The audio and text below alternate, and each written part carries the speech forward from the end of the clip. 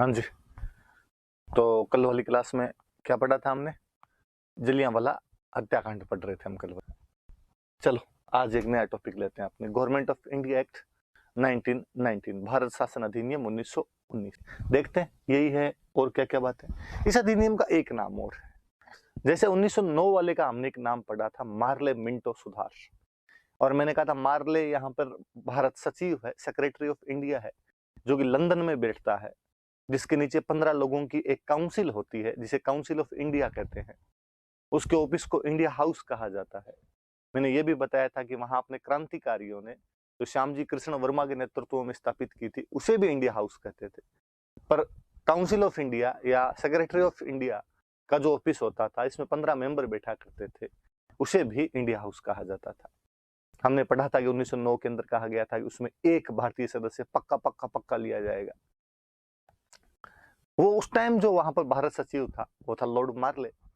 इस बार जो भारत सचिव है वो है लॉर्ड मोंटेग्यू। पिछली बार अपने यहाँ पर जो गवर्नर जनरल था वो था लॉर्ड मिंटो सेकंड। इस बार जो अपने गवर्नर जनरल है वो है लॉर्ड चैम्सफोर्ड। तो उसका जब नाम मार्ले मिंटो सुधार है तो इसका हमने नाम दे दिया मोंटेग्यू चैम्सफोर्ड सुधार। एक मोंटेग्यू, चैम्सफोर्ड। देख लो, ये तो गुंडा आदमी सा और लगता है, आंखें सा और निकाल रहा है, ये थोड़ा जेंटलमैन टाइप का आदमी लगता है। Government of India act Montagu Chelmsford सुधार। अब पढ़ते हैं आगे अपने। क्या कारण थे, कारण लिखे। मैंने बताया वही पहला कारण लिखा हुआ कि 1909 में ये कह दिया गया था कि 10 साल बाद वापस सुधार किए जाएंगे। तो जब अंग्रेज खुद ही कह गए तो उनको सुधार तो करना ही था कि 10 वर्षों के बाद नए सुधार किए जाएंगे। वही फर्स्ट वर्ल्ड वॉर की वजह से देश की परिस्थितियां असामान्य थी, जनता का असंतोष कम करने के लिए, होम रूल मूवमेंट की वजह से भारतीय होम रूल की मांग कर रहे थे, जिससे पॉलिटिकल अवेयरनेस आ गई थी, इसलिए सुधारों की मांग कर रहे थे हम। नरमपंथियों को अपने पक्ष में लाना चाहते थे वो लोग, और मोंटेग्यू घोषणा हो गई थी, इसकी वजह से भारतीयों का कॉन्फिडेंस बढ़ा हुआ था कि जब तुमने कह दिया तो अब तो करो ही करो। टाबरों वाली सी बात हो रखी थी। तो सीधी सीधी 5 बातें याद रखने वाली सी है कि 1909 के अधिनियम में कह दिया गया था आपके द्वारा, फर्स्ट वर्ल्ड वॉर की वजह से देश की परिस्थितियां सामान्य थी।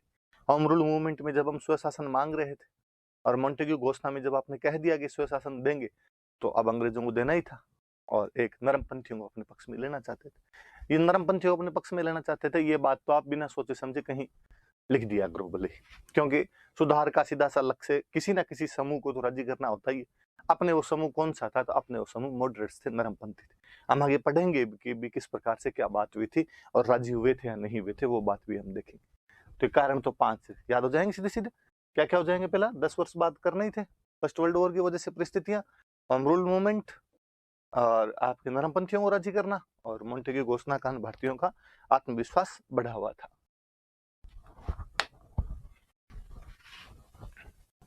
अब अधिनियम के प्रावधान क्या थे, एक्ट के क्या प्रावधान थे? गृह सरकार में परिवर्तन लिखा हुआ है। गृह सरकार मतलब अंग्रेजों के घर की सरकार।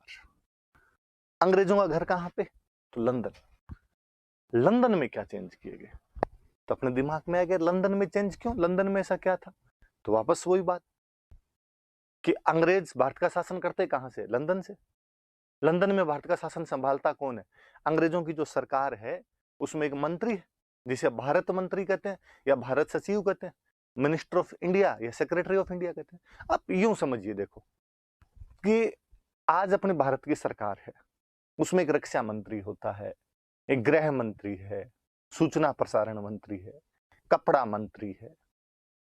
मान लो भारत श्रीलंका पर कब्जा कर ले तो भारत को एक श्रीलंका मंत्री बनाना पड़ेगा।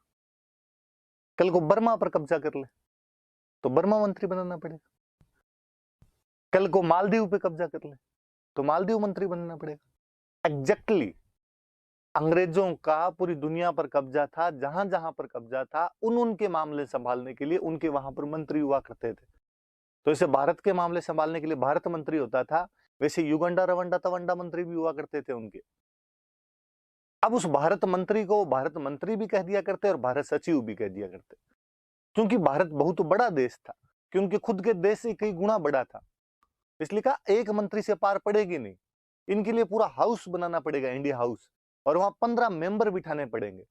तो भारत के मामले देखने के लिए काउंसिल ऑफ इंडिया हुआ करती थी, 15 मेंबर हुआ करते थे काउंसिल ऑफ इंडिया में, और उसका जो मुखिया हुआ करता था वो भारत सचिव होता था, जो ब्रिटिश गवर्नमेंट में मंत्री हुआ करता था, minister of India, secretary of India हुआ करता था। वो जो 15 मेंबर हुआ करते थे वो अंग्रेज होते थे, लेकिन 1909 में कहा गया था कि उनमें एक होगा वो भारतीय होगा, ये मैंडेटरी किया गया था। हालांकि इससे पहले भी भारतीय होते थे पर जरूरी नहीं था। 1909 में ऐसा क्या कर दिया गया था, जरूरी कर दिया गया था। तो याद रहेगी बात। अब वहां चेंज कर रहे हैं, अब आपके दिमाग में रहना चाहिए चेंज कहां होंगे, लंदन में भारत मंत्री या भारत सचिव में, वहां भारत परिषद जो 15 सदस्यों की। अब और भारत परिषद 15 सदस्यों की लंदन में रहती है, पर लंदन में वो 15 आदमी बैठ के मान लो दिन में 15 बिस्लेरी की पानी की बोतल पीते हैं। एक बोतल के मान लो 15 रुपए लगते हैं, तो 250 रुपए लगे पानी के। ये 250 रुपए पानी के दिल्ली से भेजे जाएंगे। हम किस बात के पैसे दें जब पानी तुम पी रहे हो लंदन में बैठे बैठे। उनका ना ना ना, काम किसके लिए किया जा रहा है, इंडिया के लिए। जब तुम्हारे लिए बैठ के काम करते हैं यहाँ पे, तो पैसे तुम दोगे। दिन में बैठ के उन लोगों ने 10 पेन यूज लिए, एक पेन के 20 रुपए हैं तो 200 रुपए यहां से भेजो। मतलब वो जो भारत परिषद हुआ करती थी, काउंसिल ऑफ इंडिया, या जिसे हम इंडिया हाउस कहते हैं, वह लंदन में बैठकर जितना भी खर्चा करती थी वो खर्चा दिल्ली से जाता था, भारत से जाता था। दादा भाई नौरोजी ने इसी को धन का निष्कासन कहा था, कि धन का निष्कासन हो रहा है, ड्रेन ऑफ वेल्थ है। अपने तिलकन शोर मचा रहे थे कि यार ये क्या तरीका है। मतलब भारत परिषद के खर्चे यहां से वहां भेजना उसी प्रकार है जैसे दूसरों की लुगाई के लिए मेकअप का सामान लाके देना। लुगाई पड़ोसियों की श्रृंगार करते हम घूम रहे हैं, और ये नहीं चलेगा, ये बंद करो। 15 लोग यदि लंदन में बैठे हैं तो खर्चा तुम दो, और हमें जरूरत नहीं। हमने कब कहा कि लंदन से बैठकर हम पर शासन करो? हम तो कब से मांग कर रहे हैं कि हमारा शासन दिल्ली से ही किया जाना चाहिए। ये जो दो तरीके का शासन है कि कुछ रूल यहां लंदन के अंदर बनते हैं, फिर वो इंप्लीमेंट दिल्ली के अंदर जाके होते हैं, ये नहीं चलने वाला। हम कई सालों से ये मांग कर ही रहे थे। अंग्रेजों को इस बार लगा कि यार ये वाला इनको राजी कर ही देते हैं, क्या फर्क पड़ जाएगा, 15 सदस्यों का खर्चा अपने दे देंगे तो। और अंग्रेजों ने पहला चेंज यही किया, और अंग्रेजों ने कहा कि भारत परिषद के जो सदस्य हैं उनका जो खर्चा है वो ब्रिटेन देगा इस बार। हमने कहा वेरी गुड, ये वाला काम आपने सही किया। भारत परिषद में सदस्य कितने, तो 15 सदस्य। अब उन 15 सदस्यों का खर्चा कौन देगा, तो ब्रिटेन देगा। पर खुद पर जब 15 सदस्यों का खर्चा पड़ा तो ब्रिटेन की बुद्धि है। ब्रिटेन लोग यार 15 होते तो ज्यादा ही है, ये बेटा चाय पी जाते हैं डेली 15-15। तो ब्रिटेन ने कहा 15 की जरूरत ही क्या है, सदस्यों की संख्या कम करो। इतने साल ध्यान ही नहीं दिया, निकम में बैठे रहते हैं, काम तो करते ही नहीं। लोगों ने मन ही मन कहा साहब काम वाम का तो पता नहीं, पर खुद पे खर्चा पड़ा है ना तब आपको बातें आ रही है, पर कम करके कितने करें, का 8 खूब होंगे, सीधे आधे पे लेके आ गए। तो किसी ने कहा यार सीधे 8 कर दोगे तो बेइज्जती हो जाएगी। तो कहा न्यूनतम 8 होंगे, अधिकतम 12 होंगे, मिनिमम 8 और मैक्सिमम 12। पर बाद में मिनिमम ही रखते थे, मैक्सिमम कौन रखे।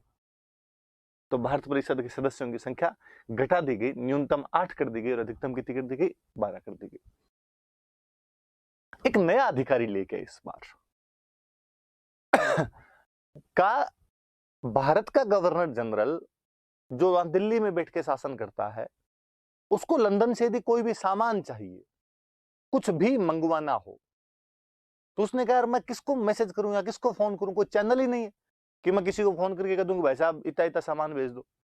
कहा यार, देर लिए एक बंदा अपॉइंट करते हैं। एक बंदा अपॉइंट किया गया जो गवर्नर जनरल के और वहां जो लंदन वाली सरकार बैठी है उनके बीच में मीडिएटर का काम कर सके। उस बंदे का नाम दिया गया हाई कमिश्नर, हिंदी में अपने बोलते हैं उसको उच्चायुक्त। एक हाई कमिश्नर की नियुक्ति की गई। क्या काम करेगा हाई कमिश्नर, लंदन से भारत को जितना भी सामान भेजा जाता है उसकी मॉनिटरिंग वही करेगा, उसके मार्फत वो सामान भेजा जाएगा। लंदन में हाई कमिश्नर की नियुक्ति की गई जिसका खर्चा भारत देगा। हाँ, अब ये जो एक मेंबर है हाई कमिश्नर, इसका खर्चा कौन देगा, वो 15 के तो भारत देता था, आपने हटा दिए। क्या यार अभी एक के तो आप दो यार, ऐसे मत करो एकदम। तिलक से ने पूछा कि देख लो साहब एक का दे दोगे, फिर कुछ श्रृंगार विंगार वाली बात तो नहीं आई। तिलक ने कहा यूं चला लेंगे, देखो इतने गए भी इतने भी नहीं है कोई हम, तो हाई कमिश्नर का खर्चा भारत सरकार द्वारा दे दिया जाएगा, यहां से भेज देंगे। हाई कमिश्नर रहेगा कहां पे? लंदन। काम क्या करेगा? वहां से जो भी कोई भी सामान भेजा जाएगा उसकी जांच करेगा। देखो मैं अब भी एक चीज बताऊं, वे तमाम देश जो कभी अंग्रेजों के गुलाम थे उनको कॉमनवेल्थ कंट्रीज कहा जाता है, राष्ट्रमंडल देश कहा जाता है। इन राष्ट्रमंडल देशों में जितने भी राजदूत होते हैं उनको राजदूत नहीं बोलते, उनको आज भी हाई कमिश्नर कहा जाता है, उनको आज भी उच्चायुक्त कहा जाता है। कभी आप नोटिस करना, आप कभी नहीं पढ़ोगे कि पाकिस्तान में भारत के राजदूत ने कहा कि, आप पढ़ोगे पाकिस्तान में भारत के उच्चायुक्त ने कहा कि, भारत में पाकिस्तान के हाई कमिश्नर ने कहा कि। ये तब का ही वो रूल सा बना हुआ है कि जो भी कॉमनवेल्थ कंट्रीज है उनमें राजदूत को क्या कहा जाता है? हाई कमिश्नर कहा जाता है। आज भी हाई कमिश्नर क्या काम करता है? दोनों सरकारों के बीच मीडिएटर टाइप का काम करता है। उस समय भी वो दोनों सरकारों के बीच में मीडिएटर का काम कर रहा था। गृह सरकार मतलब लंदन की सरकार। लंदन की सरकार में 3 चेंज है। वहां जो 15 मेंबर की काउंसिल ऑफ इंडिया बैठी है उसका जो खर्चे होंगे वो सारे के सारे खर्चे कौन देगा? तो सारे के सारे जो खर्चे हैं वो भारत सरकार द्वारा दिए जाएंगे। जो मेंबर्स है उन मेंबर्स की संख्या क्या कर दी जाएगी? तो कम कर दी जाएगी मेंबर्स की संख्या। न्यूनतम मेंबर कितने होंगे? 8 होंगे। अधिकतम मेंबर कितने होंगे? तो 12 होंगे। लंदन में एक नया अधिकारी बना दिया गया और उस नए अधिकारी को क्या बोलते थे? हाई कमिश्नर बोलते थे। इस हाई कमिश्नर का खर्चा कौन देगा? तो हाई कमिश्नर का खर्चा कौन दे देगा? भारत दे देगा। और काम क्या करेगा? तो वहां से जितना भी माल भेजा जाता है उस माल की जांच करने का काम करेगा। तो याद रखना बस 3 चेंज किए गए लंदन में, वहां पर चेंज किए गए। अब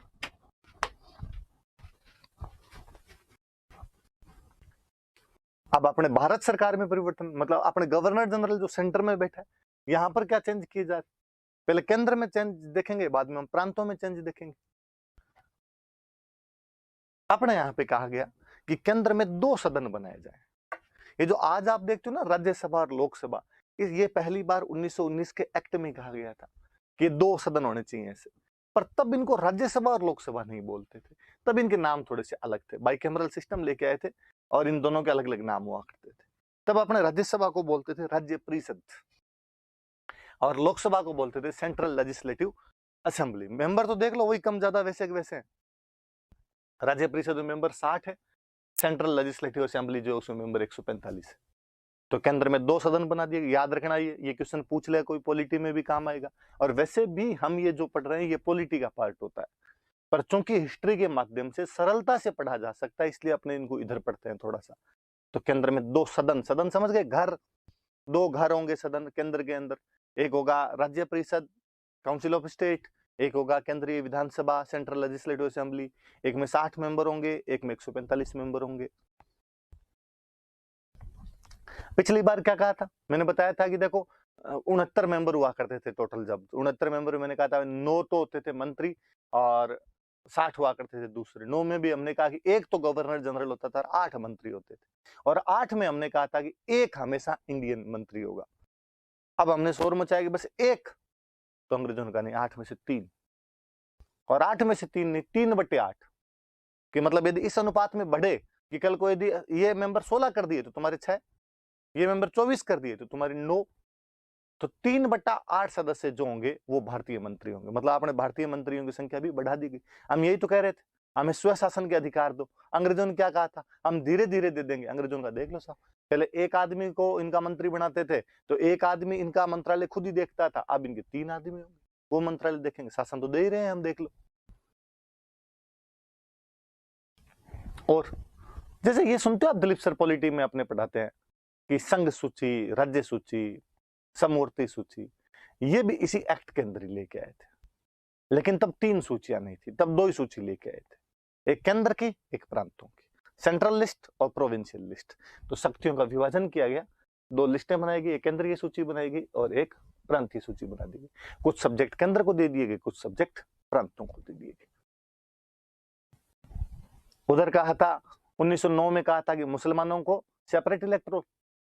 तो अब सिखों और एंग्लो इंडियन ने कहा भाई हमने कौन से मोरने के बाटे मारे, हमें भी ये दिया जाए। तो अंग्रेजों ने कहा तुम भी, तो सिखों को भी दे दिया और एंग्लो इंडियन।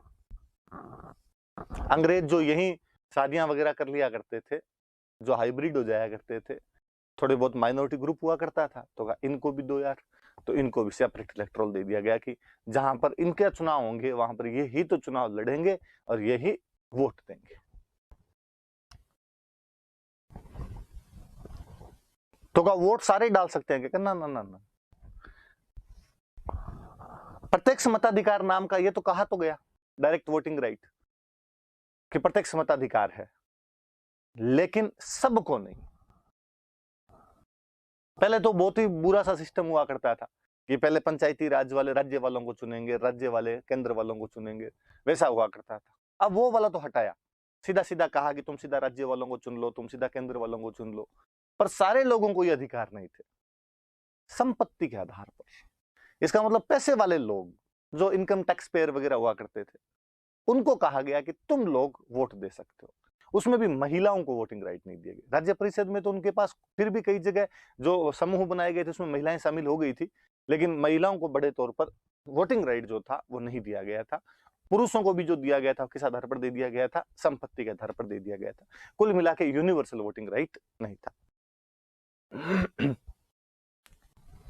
आएगी, महिलाओं को नहीं दिया गया। अब प्रांतों में क्या क्या चेंज किया गया? प्रांतों में भी चेंज किया।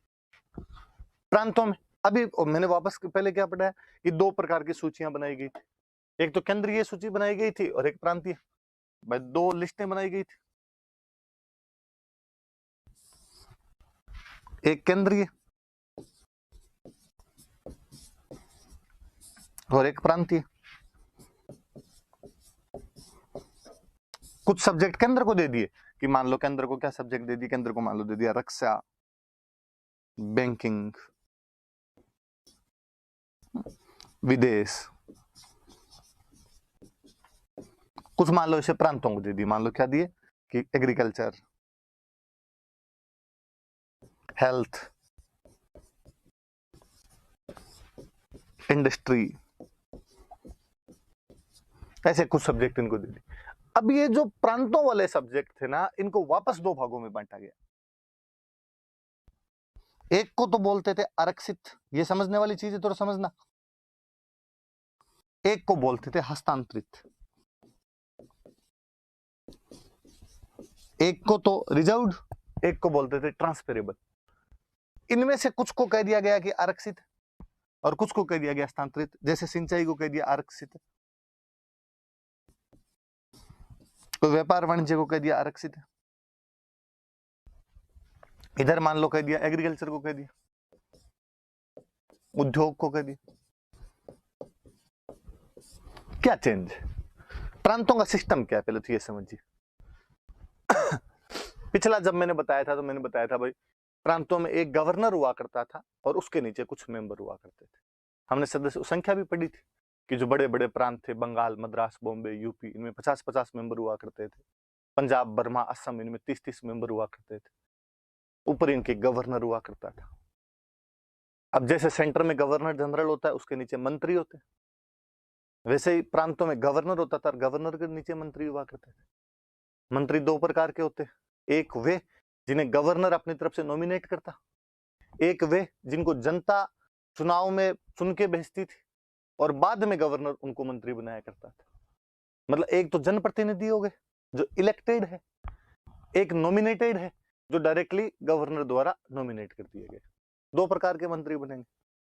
कहा गया वे सब्जेक्ट जो इसमें आ गए, आरक्षित में, रिजर्व्ड में आ गए, इन पे कानून बनाने का काम तो करेंगे गवर्नर वाले मंत्री। गवर्नर वाले जो मंत्री है, जो नॉमिनेट मंत्री है, जो जनता द्वारा चुनकर नहीं भेजे गए हैं, वो तो बनेंगे ये वाले मंत्री कि उनको सिंचाई मंत्री बनाया जाएगा, उनको कोई व्यापार मंत्री बनाया जाएगा। जो जनता वाले मंत्री हैं वो इधर वाले सब्जेक्ट पे आएंगे, वो ट्रांसफरेबल पर आएंगे। उनको कोई आपके एग्रीकल्चर मिनिस्ट्री दी जाएगी, उनको इंडस्ट्री मंत्रालय दिया जाएगा। मतलब प्रांत के जो सब्जेक्ट थे उनको दो भागों में तोड़ा गया, एक आरक्षित विषय transferable subjects, sorry reserve subjects, और एक हस्तांतरित विषय ट्रांसफरेबल सब्जेक्ट्स। आरक्षित पर कानून वे बनाएंगे जिन्हें गवर्नर मनोनीत करेगा, जिनका जनता से कोई लेना देना नहीं है। ट्रांसफरेबल पर कानून वे बनाएंगे जो जनता द्वारा चुनकर आएंगे। प्रांतों में विषयों को दो भागों में बांट दिया गया, इसलिए इस सिस्टम को हम बोलते हैं द्वैध शासन। याद रखना, सिंपल कभी क्वेश्चन आएगा, प्रांतों में द्वैध शासन कौन से अधिनियम द्वारा लगा दिया गया था? 1919 के भारत शासन अधिनियम द्वारा ऐसा किया गया था। क्या किया गया उसके तहत? तो प्रांत के विषयों को दो भागों में बांट दिया गया, एक आरक्षित विषय, एक हस्तांतरित विषय। आरक्षित विषय पर कानून वे बनाते थे जिन्हें गवर्नर द्वारा मंत्री के रूप में मनोनीत किया जाता था।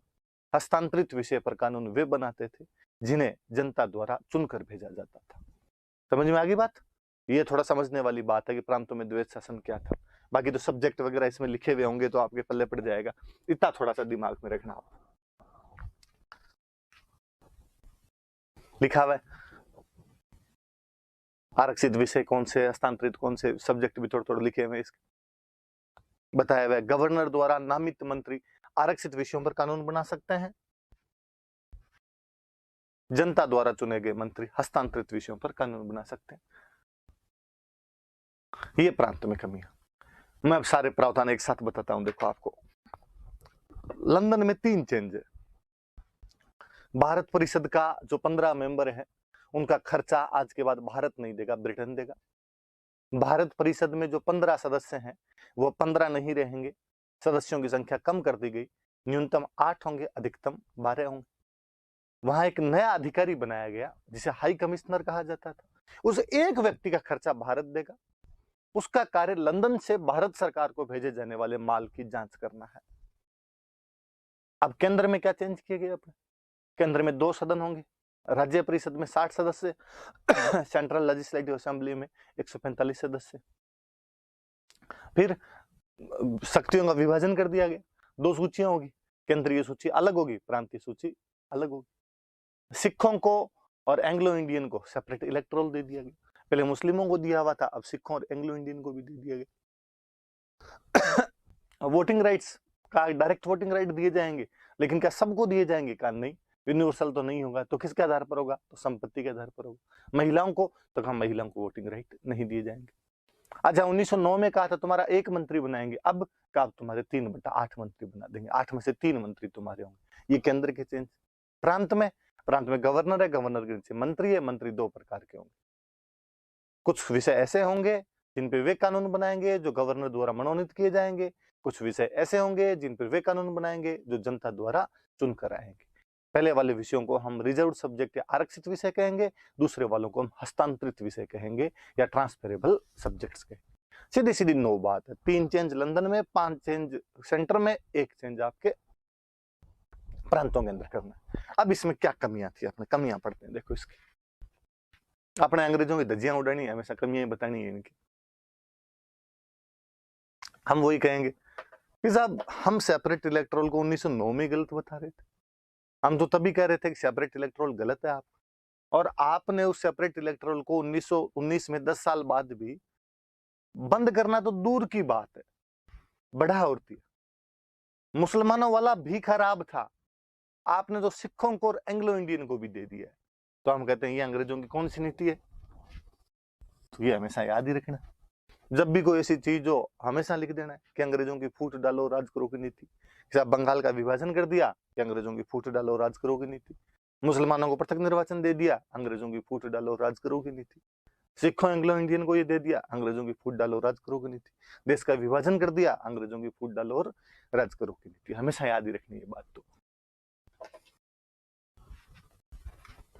फिर हम कहेंगे साहब वोटिंग राइट सबको मिलने चाहिए थे।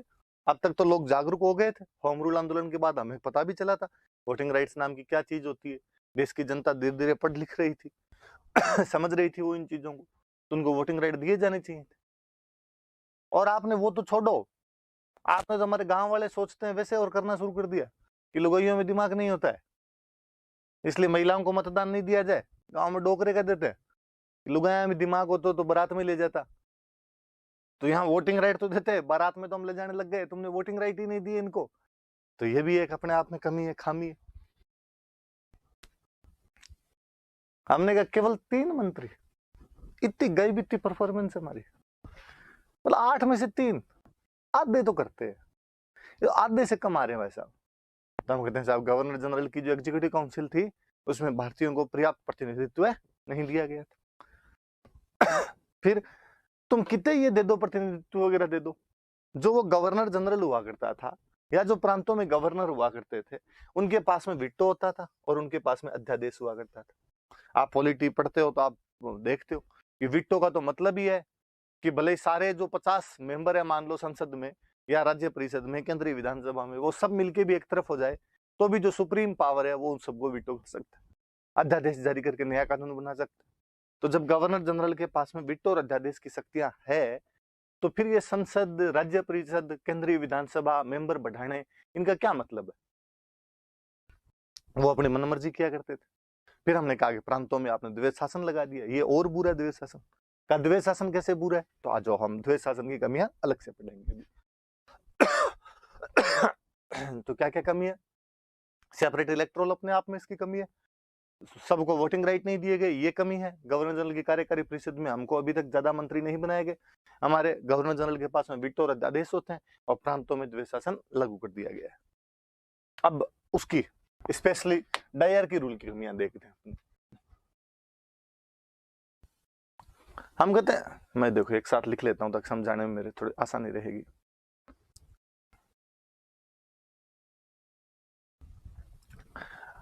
हम कहते हैं एक तो साहब जो आपने बंटवारा किया था ना सब्जेक्ट का, द्वैध शासन क्या था कि प्रांत के जो विषय हैं उनको दो भागों में, अलग अलग दो भागों में बांट दिया गया था।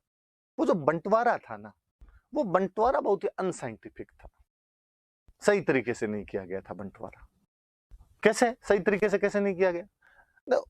एग्रीकल्चर और इरिगेशन, कृषि और सिंचाई दोनों एक साथ रहने चाहिए। आपने एग्रीकल्चर तो दे दिया हस्तांतरित वालों को,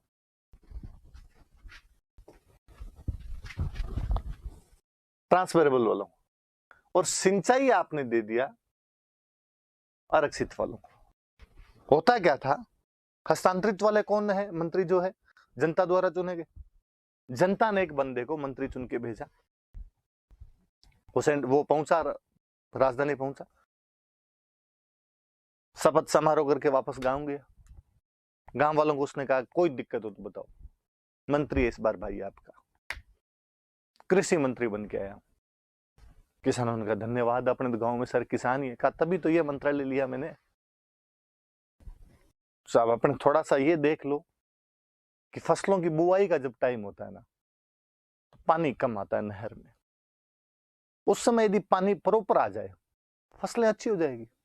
अब आप मंत्री जी हो तो ये काम तो करवा दो। उसने कहा यार छोटी सी काम है यार, ढंग का काम तो बताते थोड़ा। वो वापस राजधानी आया, सिंचाई मंत्री के पास गया। सिंचाई मंत्री वो है जिसे गवर्नर ने मनोनीत किया, जिसका जनता से कोई लेना देना नहीं। वो जाएगा मंत्री जी, वो पानी के बुआई के टाइम थोड़ा पानी छोड़ देना। उसने पानी नहीं छोड़ा। लोग कपड़े किसके फाड़ेंगे? कृषि मंत्री के, सिंचाई मंत्री के? कृषि मंत्री के, क्योंकि सिंचाई मंत्री का जनता से लेना देना नहीं है, कृषि मंत्री का जनता से लेना देना है, क्योंकि वह जनता के प्रति रिस्पॉन्सिबल है। सिंचाई मंत्री जनता के प्रति रिस्पॉन्सिबल नहीं है। और आप उदाहरण ले लो, उद्योग मंत्री ट्रांसफरेबल वाला है। उद्योग मंत्री गया उद्योगपतियों की मीटिंग में, उनको कहा कोई दिक्कत हो तो बताओ। उनका सर दिक्कत एक है, माल तैयार तो कर लेते हैं, बिकता नहीं है। थोड़ा माल को बिकने में सुगमता आ जाए, ईज ऑफ डूइंग बिजनेस हो जाए, थोड़ा ठीक रहे सर, कुछ ना सिंपल सा काम करवा देंगे। वो व्यापार मंत्री के पास गया, ट्रेड एंड कॉमर्स मिनिस्ट्री वाले के पास गया, जो कि गवर्नर का बंदा है। उसको जाग कहा कि सर वो सामान जब तैयार है तो ना बिकवा दो सर जल्दी। उसने कहा ठीक है देख लेंगे, पर उसने नहीं देखा। जनता किसके जूते मारेगी? उद्योग मंत्री। ये दिक्कत थी। फिर सबसे बड़ी दिक्कत वित्त आरक्षित वालों के पास में था, और जिसके पास वित्त है उसकी चवन्नी चलनी है। जिसे शिक्षा और स्वास्थ्य हस्तांतरित वालों को दे दिए गए थे।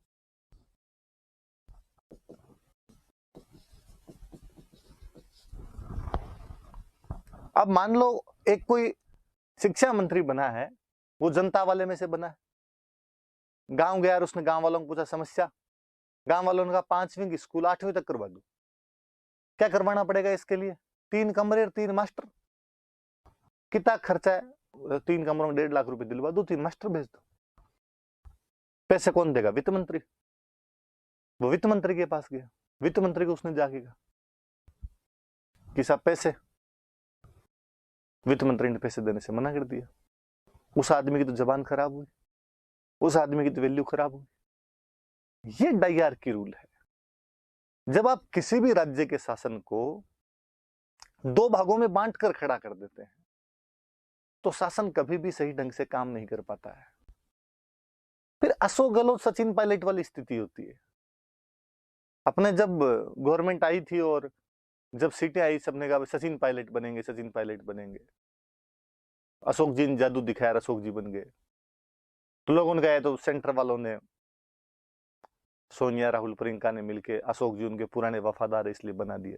बाकी मंत्री देख लेना, मंत्री सचिन के ज्यादा बनेंगे। मंत्री बनाए तो वो भी बराबर थे। क्या संख्या से क्या होता है? पोर्टफोलियो देखना है इन मंत्रियों का, इन मंत्रियों के विभाग देखना। आप तो अच्छे अच्छे सारे विभाग सचिन पायलट के पास जाएंगे और जिस दिन विभागों का बंटवारा किया उस दिन पता चला कि अशोक जी कितने बड़े जादूगर हैं। वित्त और गृह दोनों खुद के पास रखे। वित्त तो होता है ले दे के, वो आपके पास है। गृह मंत्रालय पुलिस पर पूरी तरीके से नियंत्रण रखता है, वो खुद ने रखा। क्योंकि अशोक जी के दिमाग में पहले से कहीं था कि फोन टैप करवाने, बिना पुलिस के फोन टैप कैसे करवाएंगे। तो शासन एक जगह से चलना चाहिए। इस प्रकार से 2 जगह से शासन नहीं चलाया जाना चाहिए। जहां पर भी ऐसे 2 जगह से शासन चलेगा, दिक्कतें कठिनाइयां आएगी। वो भले अपने तो अशोक गहलोत सचिन पायलट वाला था, वो भले सोनिया गांधी मनमोहन सिंह वाला था। जो भी ऐसे शासन होंगे उनमें दिक्कतें आनी स्वाभाविक रहेगी, उनके अंदर दिक्कतें आएगी। ऐसा ही उस समय द्वैत शासन के अंदर देखने को मिल रहा था। और देखते हैं और क्या है। एक तो ये लिखा हुआ है विषयों का विभाजन अवैज्ञानिक था, मैंने बता दिया कैसे अवैज्ञानिक था। फिर दूसरा, हस्तांतरित विषयों के मंत्री जो थे वो आरक्षित विषय के मंत्रियों पर निर्भर थे, बता दिया मैंने। कृषि वाला सिंचाई पर डिपेंड करता है, व्यापार वाला उद्योग वालों पे, उद्योग वाला व्यापार वालों पे डिपेंड करता है, शिक्षा स्वास्थ्य वाले वित्त वालों पे डिपेंड करते हैं, और सबसे बड़ी बात सारे वित्त वालों पे डिपेंड करते हैं, क्योंकि वित्त एक आरक्षित विषय था। फिर वही बात, आरक्षित वाले जनता के प्रति उत्तरदायी नहीं है, वे केवल और केवल गवर्नर के प्रति उत्तरदायी है, क्योंकि उन्हें गवर्नर द्वारा बनाया गया है। जबकि हस्तांतरित विषयों के जो मंत्री है वो जनता के प्रति उत्तरदायी है। फिर जनता ने चुन के एक सामान्य सदस्य भेज दिया, 10 सदस्य मान लो जनता के हैं, एग्जाम्पल फॉर एग्जाम्पल बता रहा हूं। अब उन 10 में से 3 मंत्री बनने हैं, इंडियंस है, 10 भेजे हुए, 3 इंडियन को मंत्री बनाना है। मंत्री बनाता कौन है? गवर्नर। तो 10 में से 3 कौन से मंत्री बनेंगे? जो गवर्नर के खास होंगे। गवर्नर के खास कौन होंगे? तो जो गवर्नर के आगे पीछे ज्यादा घूमेंगे। तो भारतीय खुद मंत्री बनने के लिए लड़ने लग गए। मंत्री बनने के लिए भारतीयों में एक कंपटीशन उत्पन्न हो गया था कि 10 में से 3 कौन से बनेंगे। अब ये 3 बनेंगे तो गवर्नर साफ साफ उनको कहता, देख लो भाई साहब, इस बार यदि वो गांधी जी वाले आंदोलन में भाग नहीं लोगे तब तो मंत्री तुम्हें बना दूंगा, वरना नहीं बना। उस आदमी ने कहा गांधी जी की लप लगो, हमें गांधी जी से क्या लेना देना है साहब, आप तो मंत्री बनाओ। तो वो आदमी मंत्री बन रहा था। अगला देखो, ये बड़ी जोरदार चीज, आपके काम की चीज आपके आगे काम आएगी। प्रशासनिक अधिकारियों ने हस्तांतरित विषय के मंत्रियों के साथ सहयोग नहीं किया। एक होता है मंत्री, मंत्री के नीचे होता है आईएएस या आरएस, आप सचिव। प्रत्येक विभाग देख लो, एक विभाग में कि कोई विभाग है, पंचायती राज विभाग है, तो उसमें एक मंत्री, उसके नीचे उसका सचिव। सचिव जो होता है, आईएएस होता है, जो आरएस होता है, उसको ये पता चल जाए ना कि मंत्री जी में तंत्र नहीं है, वो मरे नहीं सुनता। और यहां तो सुनना छोड़िए, यहां तो साफ साफ पता चल रहा था कि आरक्षित विषय वाले मंत्रियों की तो चलती है और हस्तांतरित वालों के पास में कोई भी पावर नहीं है, बनाने के लिए मंत्री बनाए गए। इसलिए वो जो अधिकारी थे वो जो एडमिनिस्ट्रेटिव ऑफिसर थे वो इन मंत्रियों की सुनते ही नहीं थे। हस्तांतरित वाला मंत्री बेचारा कहता कि यार ये वाला काम कर दो, वो नहीं कर रहा, जो तेरे मर्जी हो ना वो कर लेना।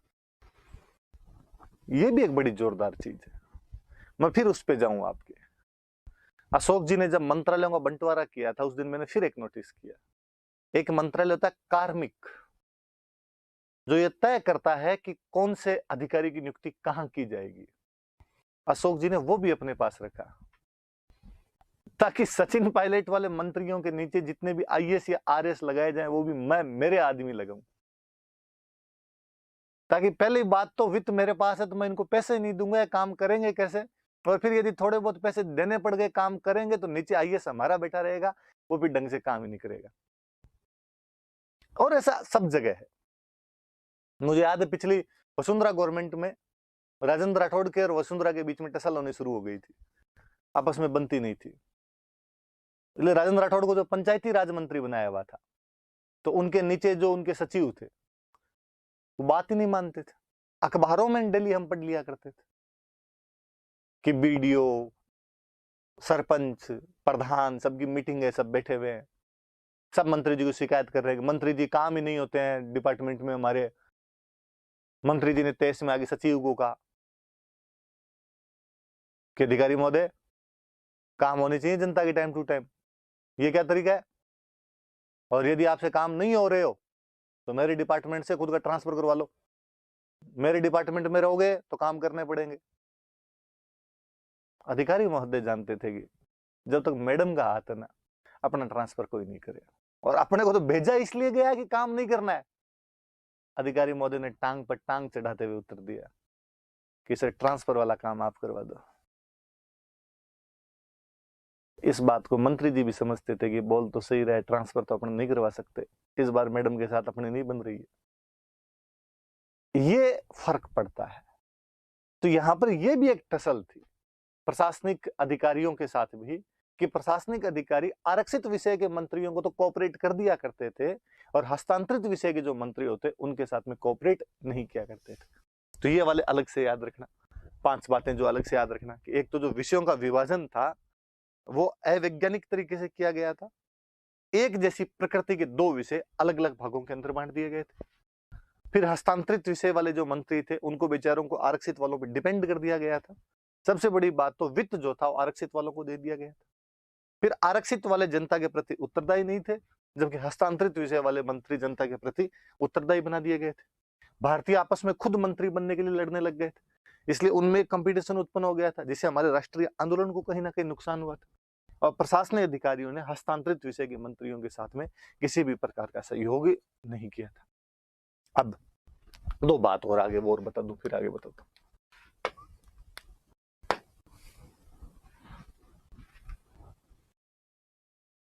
बाल गंगाधर तिलक ने इस अधिनियम के बारे में कहा था कि बिना सूरज का सवेरा, कि सुबह तो आई है लेकिन सवेरा नहीं है। हम जो होम रूल मांग रहे थे वैसा कुछ भी नहीं है। लॉलीपॉप दिया है आपने कहा है कि सुबह आ गई है, लेकिन ये रात जैसा ही है, इसमें सूरज नहीं। तिलक गर्मपंथी नेता है, वो इसे नाराज है, वो कह रहे हैं कि नहीं, हमारी जो उम्मीदें थी उस पर सरकार खरी नहीं उतरी है, हमारी जो उम्मीदें थी उतना सरकार ने हमें नहीं दिया है, सरकार ने कहीं ना कहीं उससे हमें कम दिया। तिलक चूंकि थोड़े गर्मपंथी टाइप के आदमी, उधर नरमपंथी सुरेंद्रनाथ बनर्जी, उनको दिमाग खराब, कितना अच्छा तो दिए, इससे अच्छा और क्या दिया जा सकता है। देखो भले गौरों को बेचारों को कहा इन्होंने कि स्वशासन देंगे और दे दिया, थू थू थू, वेरी गुड। और क्या तिलक जैसे लोग, हर बात पे टांग खिंचाई करने वाले लोग, हर बात पे जनता को लेकर सड़कों पर उतरने वाले लोग, और मैं इनके साथ अब नहीं रह सकता। मुझे सोफिस्टिकेटेड लोगों के साथ में रहना है, इस प्रकार के गुंडे मवालियों के साथ नहीं रहना। मैं नई पार्टी बनाऊंगा, मेरी ऑल इंडियन लिबरल फेडरेशन, शब्द पे ध्यान देना आप, लिबरल। मैं मेरे लिबरल लोगों के साथ में रह के अलग पार्टी बना दूंगा। हिंदी और अच्छी, अखिल भारतीय उदारवादी संघ, तो ये अधिनियम कांग्रेस में एक बार फिर विभाजन करवा देता है कि या तो स्वदेशी आंदोलन की वजह से कांग्रेस वाले नरम दल और गरम दल में विभाजित हो गए थे, या इस एक्ट के बाद में सुरेंद्रनाथ बनर्जी एक बार फिर एक डिवाइड कर देते हैं, एक डिवीजन कर देते हैं और वो एक नई पार्टी बना लेते हैं, अखिल भारतीय उदारवादी संघ। तो ये भी इस अधिनियम की एक कमी रही कि इस अधिनियम की वजह से हम में फूट पड़ गई। आपको कोई कहे कि अधिनियम की कमियां बताइए, तब तो सारी बतानी है। शुरुआत में मैंने जो 4-5 बताई थी वो, फिर द्वैध शासन की 5 कमियां बताई वो, ये लास्ट वाले कोटेशन ये भी सब बतानी है। आपको कोई कहे द्वैध शासन की कमियां बताइए, तो जो बीच में मैंने 5 बताई थी, अभी इसे जस्ट पहले बताई थी, वो बतानी। अधिनियम की कमियां पूछे तब तो सारी कमियां, उसमें द्वैध शासन भी शामिल कर देना। केवल द्वैध शासन पूछे तो जो बीच में अभी बताई थी वो कमियां बता देना। सिंपल सा एक्ट है, एक्ट के कारण बताने, सिंपल से कारण है सीधे। होम रूल आंदोलन चल रहा था, अंग्रेजों ने खुद नहीं कह दिया था, फर्स्ट वर्ल्ड वॉर की वजह से नरमपंथी फेवर में लेना चाहते थे, मोंटे की घोषणा की वजह से। 3 चेंज लंदन में करने हैं, भारत परिषद के खर्चे आज के बाद ब्रिटेन देगा, सदस्यों की संख्या पहले 15, अब न्यूनतम 8, अधिकतम 12। एक नया अधिकारी हाई कमिश्नर, उसका खर्चा भारत देगा, और काम क्या करेगा, वहां से जितना भी माल आता है उसको चेक करेगा। यहाँ सेंटर में 2 सदन होंगे, राज्य परिषद 60 सदस्य, केंद्रीय विधानसभा आपके 145 सदस्य, 3/8 सदस्य भारतीय मंत्री होंगे। सिख और एंग्लो इंडियन को हम वो दे देंगे, सेपरेट इलेक्टोरल दे देंगे। केंद्रीय सूची और प्रांतीय सूची बना दी जाएगी। डायरेक्ट वोटिंग राइट होंगे पर यूनिवर्सल नहीं होंगे, महिलाओं के नहीं होंगे। प्रांतों में द्वैध शासन होगा, प्रांत के विषय 2 भागों में बंटेंगे, एक आरक्षित और एक हस्तांतरित। आरक्षित पे कानून वे बनाएंगे जिन्हें गवर्नर द्वारा मनोनीत किया जाएगा, हस्तांतरित पे कानून वे बनाएंगे जो जनता द्वारा चुने जाएंगे। फिर इसकी हमने कमियां पढ़ ली सीधी सीधी। फर्स्ट वर्ल्ड वॉर लगभग खत्म होने को आ रहा था, वर्ल्ड वॉर खत्म होने वाला था। वर्ल्ड वॉर में जब हम वर्ल्ड हिस्ट्री पढ़ेंगे तब और पढ़ेंगे, या मैंने भी पिछली क्लास के अंदर बताया था, या आप थोड़ा बहुत जानते हो वर्ल्ड वॉर के बारे में, या थोड़ा बहुत जानना आप नेट पे चेक करना। वर्ल्ड वॉर में बेसिकली फर्स्ट वर्ल्ड वॉर में जर्मनी, ऑस्ट्रिया,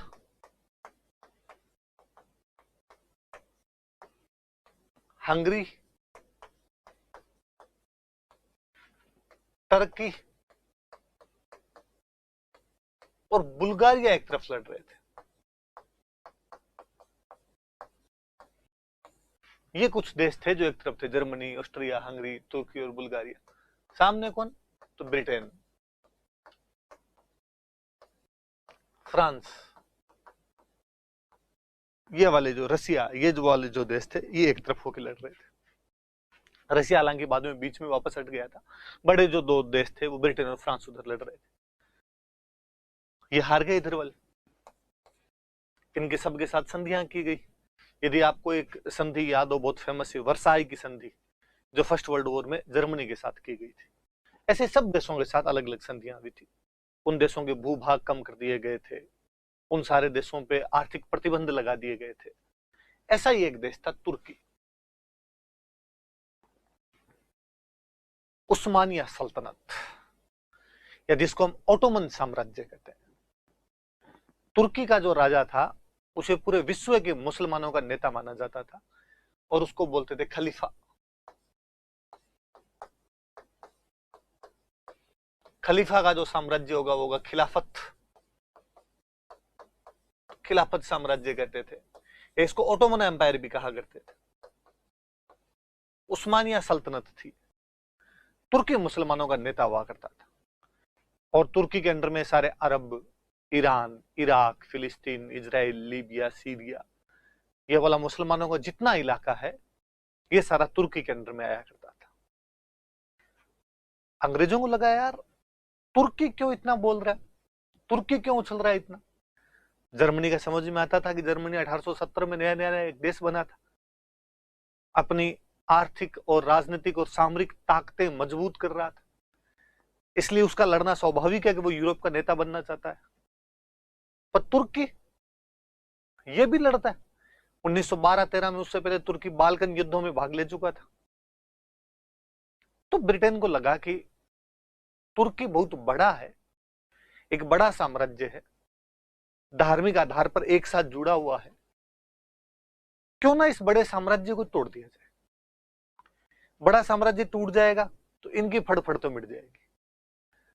तो अंग्रेजों ने अरब वालों को, ईरान वालों को, इराक वालों को, इनको भड़काया और इनको भड़का के कहा कि यार तुम अरब हो, सबसे पहले इस्लाम का उदय अरबों ने किया था, और तुम पे राज करते हैं तुर्क, जिनको कभी तुमने मुसलमान बनाया। शर्म नहीं आती तुम्हें?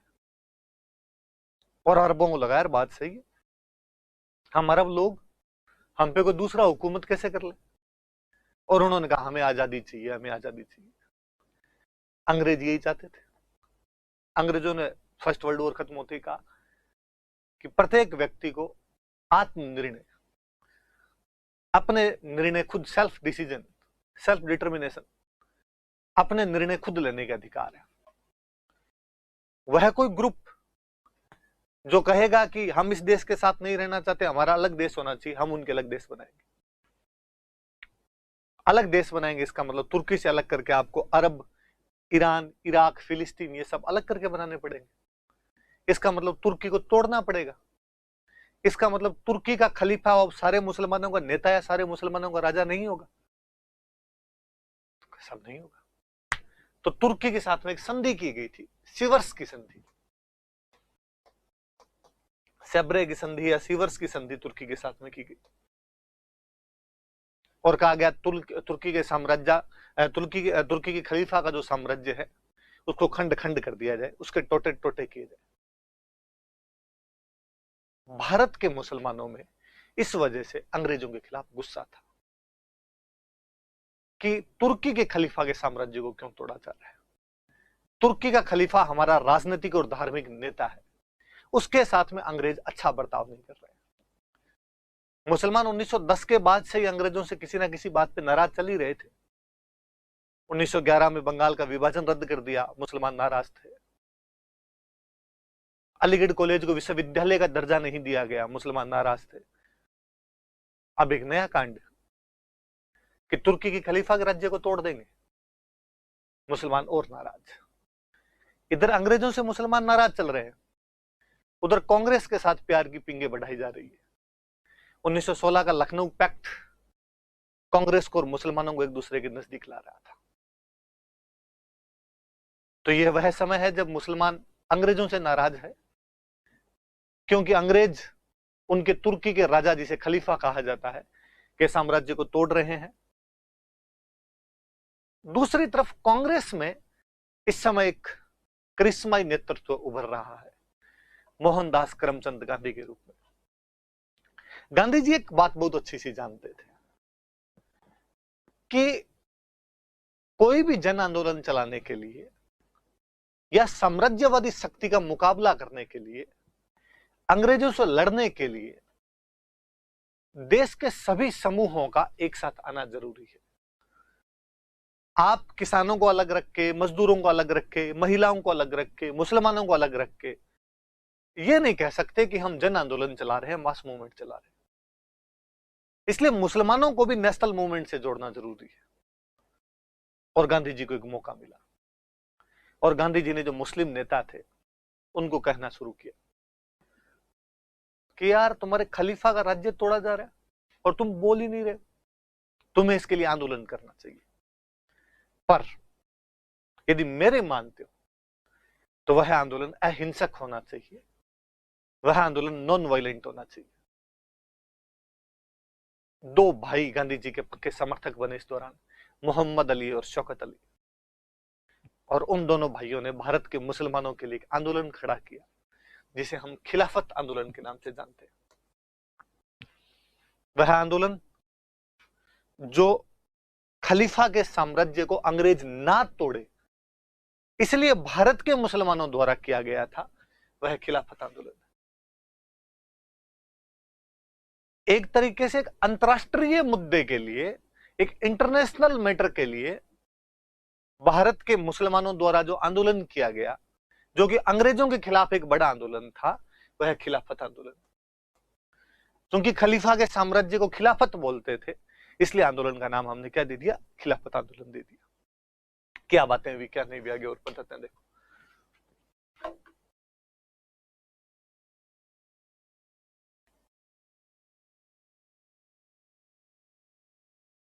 मैं एक साथ ही बताता हूं। देखो,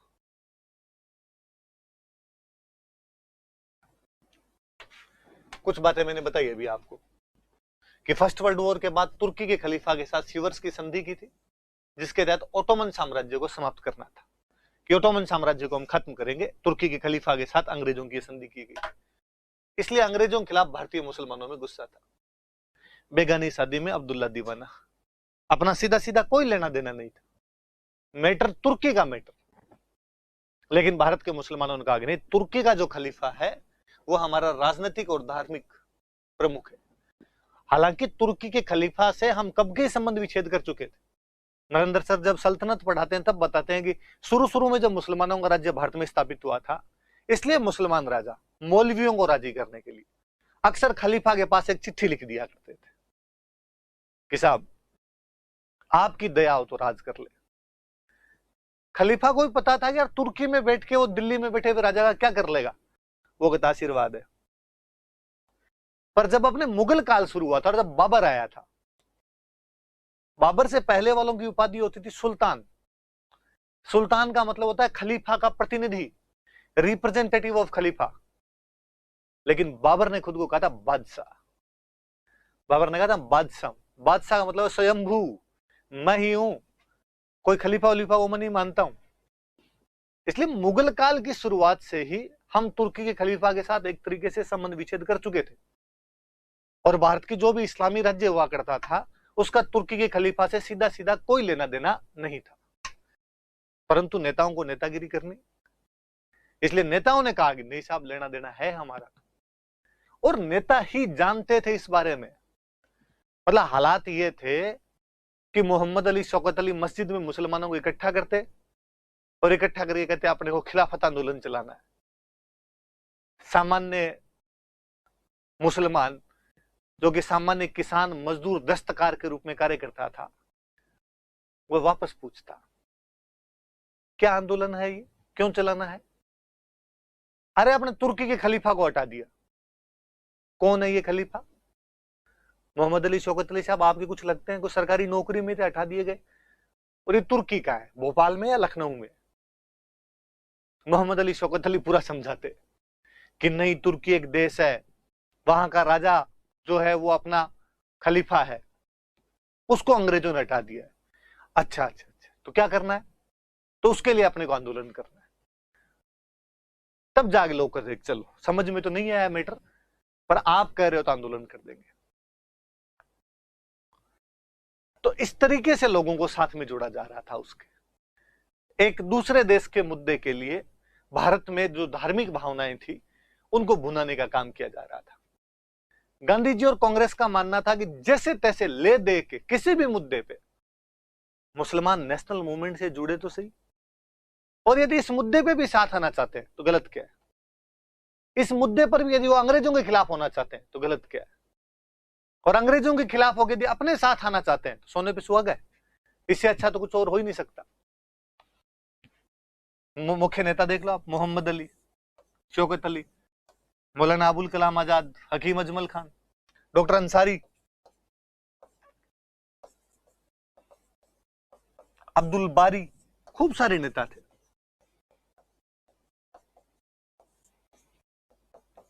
हसरत मोहानी।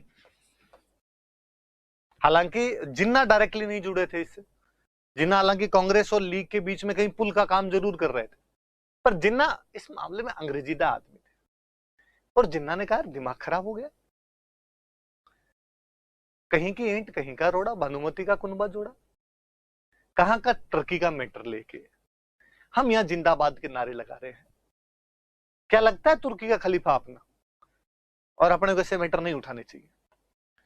पर मोहम्मद अली, शौकत अली, गांधी जी ने कहा तुम चिंता मत करो जिन्ना की, तुम आंदोलन करो, मैं साथ में।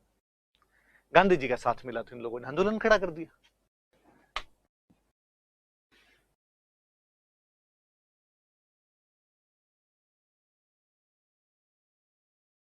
बड़ी बात देखो कि तिलक इसका समर्थन कर रहे हैं। तिलक जो किसी टाइम में कट्टर हिंदू नेता माने जाते थे, जेल से बाहर आने के बाद में तिलक की राजनीतिक विचारधारा जो भी थी वो बदल गई थी। तिलक अब हिंदू मुस्लिम एकता की बातें करते थे। और गांधी जी ने तो कहा कि साहब 1000 साल में ऐसे मौके आते हैं जब हिंदू और मुसलमान एक होने के प्रयास करते हैं, ये वही मौका, ये गोल्डन चांस है हिंदू मुस्लिम यूनिटी का, भूनना चाहिए।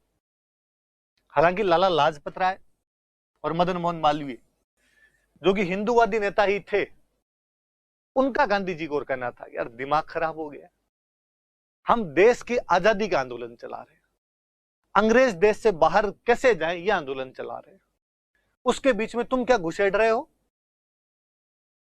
कि तुर्की के खलीफा को कैसे बचाना है। पहली बात, हमारे देश का मुद्दा नहीं है, अंतरदेशीय मुद्दा है, दूसरे किसी देश का मुद्दा है। दूसरी बात, ये धार्मिक चीज है, आप राजनीति में धर्म को लाने की कोशिश कर रहे हैं, अंजाम बुरा होगा। गांधी जी ये नहीं करना चाहिए हमको, पर गांधी जी ने इनकार, तुमको नहीं बता रहे, तुम बड़े लोग हो इसीलिए नेता नहीं बन पाए ढंग के, जब तक सबको साथ नहीं लेंगे तब तक भीड़ इकट्ठी नहीं होगी, और जब तक भीड़ इकट्ठी नहीं होगी तब तक जन आंदोलन कैसे बनेगा। इसलिए सबका साथ, सबका विकास, सबको साथ लेना जरूरी है, और अपने तो आंदोलन करेंगे। तो याद रखना भाई, किसने विरोध किया और किसने समर्थन किया था, तिलक वाला थोड़ा सा याद रखना। नवंबर 1919 में पहले दिल्ली के अंदर एक मीटिंग हुई, नवंबर में 1919 में, और दिल्ली वाली मीटिंग के अंदर कहा गया कि खिलाफत आंदोलन शुरू किया जाएगा। फिर इलाहाबाद में जून 1920 में मीटिंग हुई, इसमें वापस कहा गया कि गांधी जी हमारे नेता है और गांधी जी के नेतृत्व में हम आंदोलन खड़ा करेंगे। आप सोचिए कि खिलाफत आंदोलन का मुख्य नेता गांधी जी को घोषित किया गया था। इवन मस्जिदों में गांधी जी को बुला बुलाकर और गांधी जी से भाषण दिलवाए गए थे। मुस्लिम महिलाओं की सभाओं में, जहां महिलाएं बाकायदा पर्दे में बुरके में बैठती थी, उसमें भी गांधी जाया करते थे, जबकि दूसरे मर्दों का जाना वहां पर बैन था, पर गांधी वहां पर बुलाए गए, गांधी से वहां पर भाषण दिलवाए गए। गांधी उस समय भारतीय मुसलमानों में बड़े लोकप्रिय हो रहे थे, क्योंकि गांधी के कहने पर आंदोलन चलाया जा रहा था, अहिंसक आंदोलन रखना है अपने। तो खिलाफत आंदोलन का नेतृत्व किसको दिया गया था, गांधी जी को इसका नेतृत्व दिया गया था। दिल्ली और इलाहाबाद में 2 उसकी मीटिंगें की गई थी।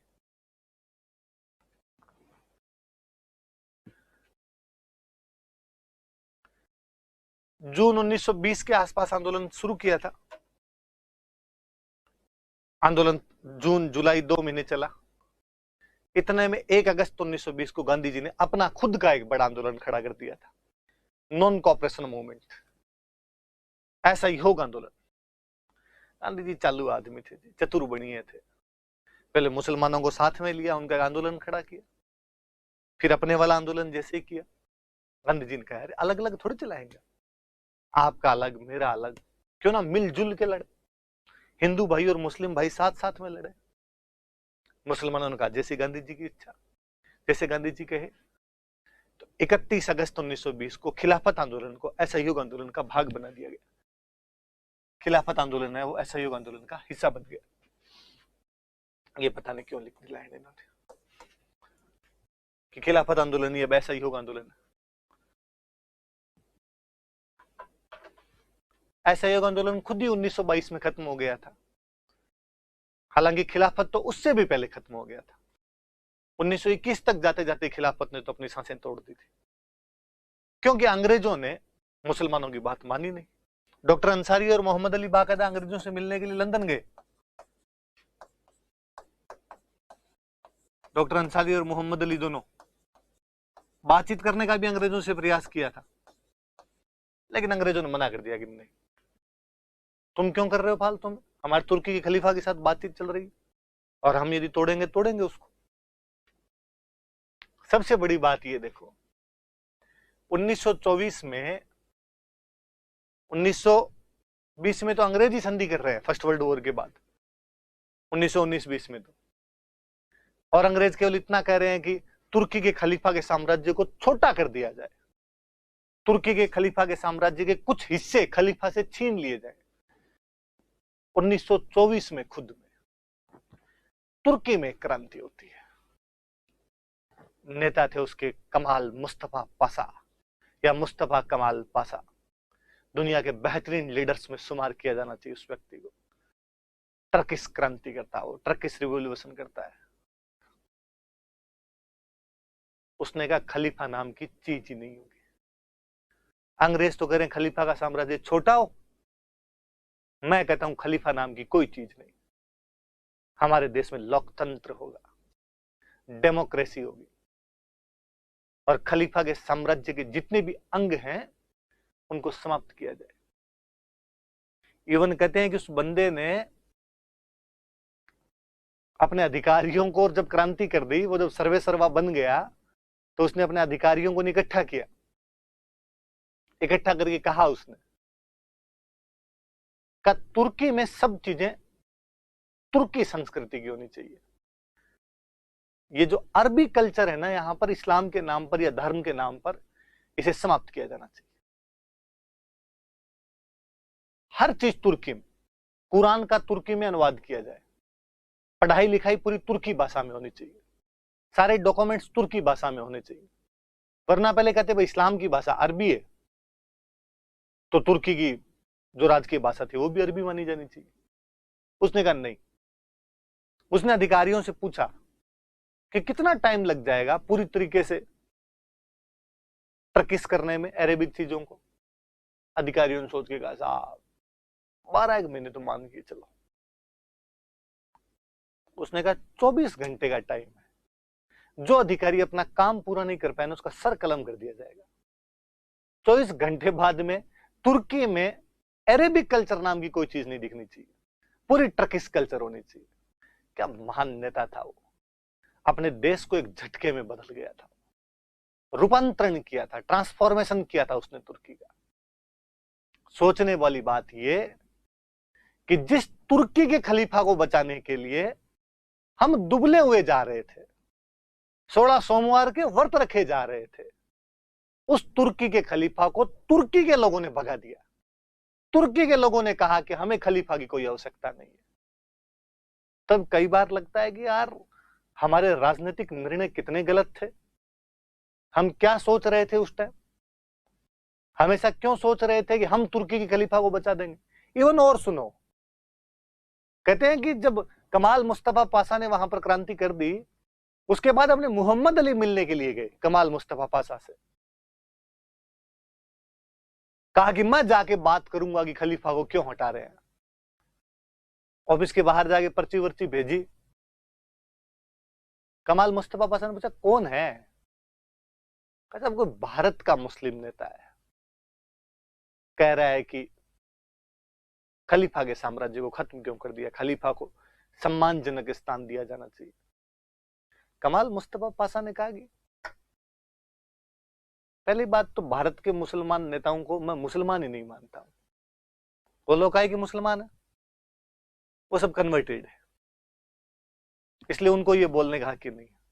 और दूसरी बात, हमारे देश का मामला है, यहां दाढ़ भात में मुसल चंद, आप होते कौन हो, भगाओ इसको।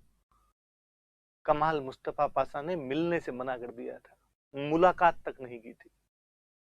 अब जब तुर्की वालों ने खुद ने ही कह दिया कि हमें खलीफा नहीं चाहिए, तो अपने और कितने दिन तक बोलते हैं? और खिलाफत आंदोलन खत्म होना ही था।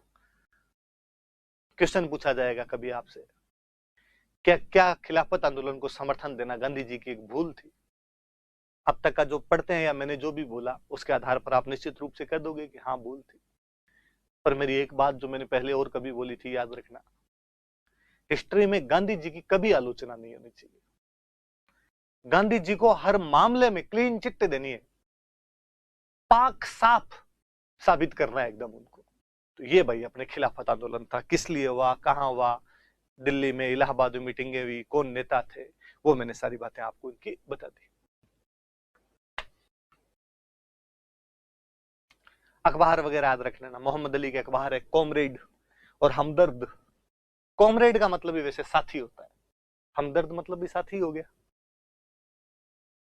मौलाना अबुल कलाम आजाद का एक समाचार पत्र है अल हिलाल। अब आगे देखते हैं, अगला एक नया आंदोलन है, नॉन कॉपरेशन मूवमेंट, असहयोग आंदोलन। शब्द पे ध्यान दो आप, नॉन कॉपरेशन, असहयोग। सहयोग नहीं करेंगे। कौन नहीं करेंगे और किसका नहीं करेंगे? भारतीय सहयोग नहीं करेंगे। किसका? तो अंग्रेजों का। मतलब पॉजिटिव वे के अंदर चीज, हम सरकार का सहयोग नहीं करेंगे। कहां सहयोग नहीं करोगे आप सरकार का?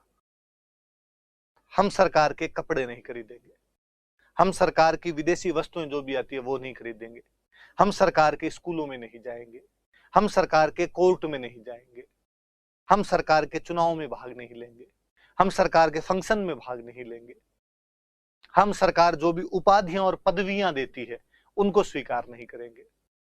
सरकार मेसोपोटामिया में ले जाकर हमारे लोगों से जो श्रमिक सेवा करवाती है, मेसोपोटामिया में ले जाकर वहां पर मजदूरी करवाती है, उसका हम साथ नहीं देंगे। मतलब भारतीय अपनी इच्छा से सरकार का साथ नहीं देंगे, सरकार का कोऑपरेशन नहीं करेंगे, सरकार के साथ किसी भी प्रकार का सहयोग नहीं किया जाएगा। इसी का नाम क्या है? असहयोग आंदोलन। ऐसा करने से क्या होगा? गांधी जी ने कहा यदि ऐसा किया गया तो मैं कहता हूं आपको कि 1 साल के अंदर अंदर स्वराज मिल जाएगा। गांधी जी ने कहा आप सारी बातें एक साथ पूछ लोगे? धीरे धीरे, ठार ठार खाओ, गरम खाने से मुंह जल जाए,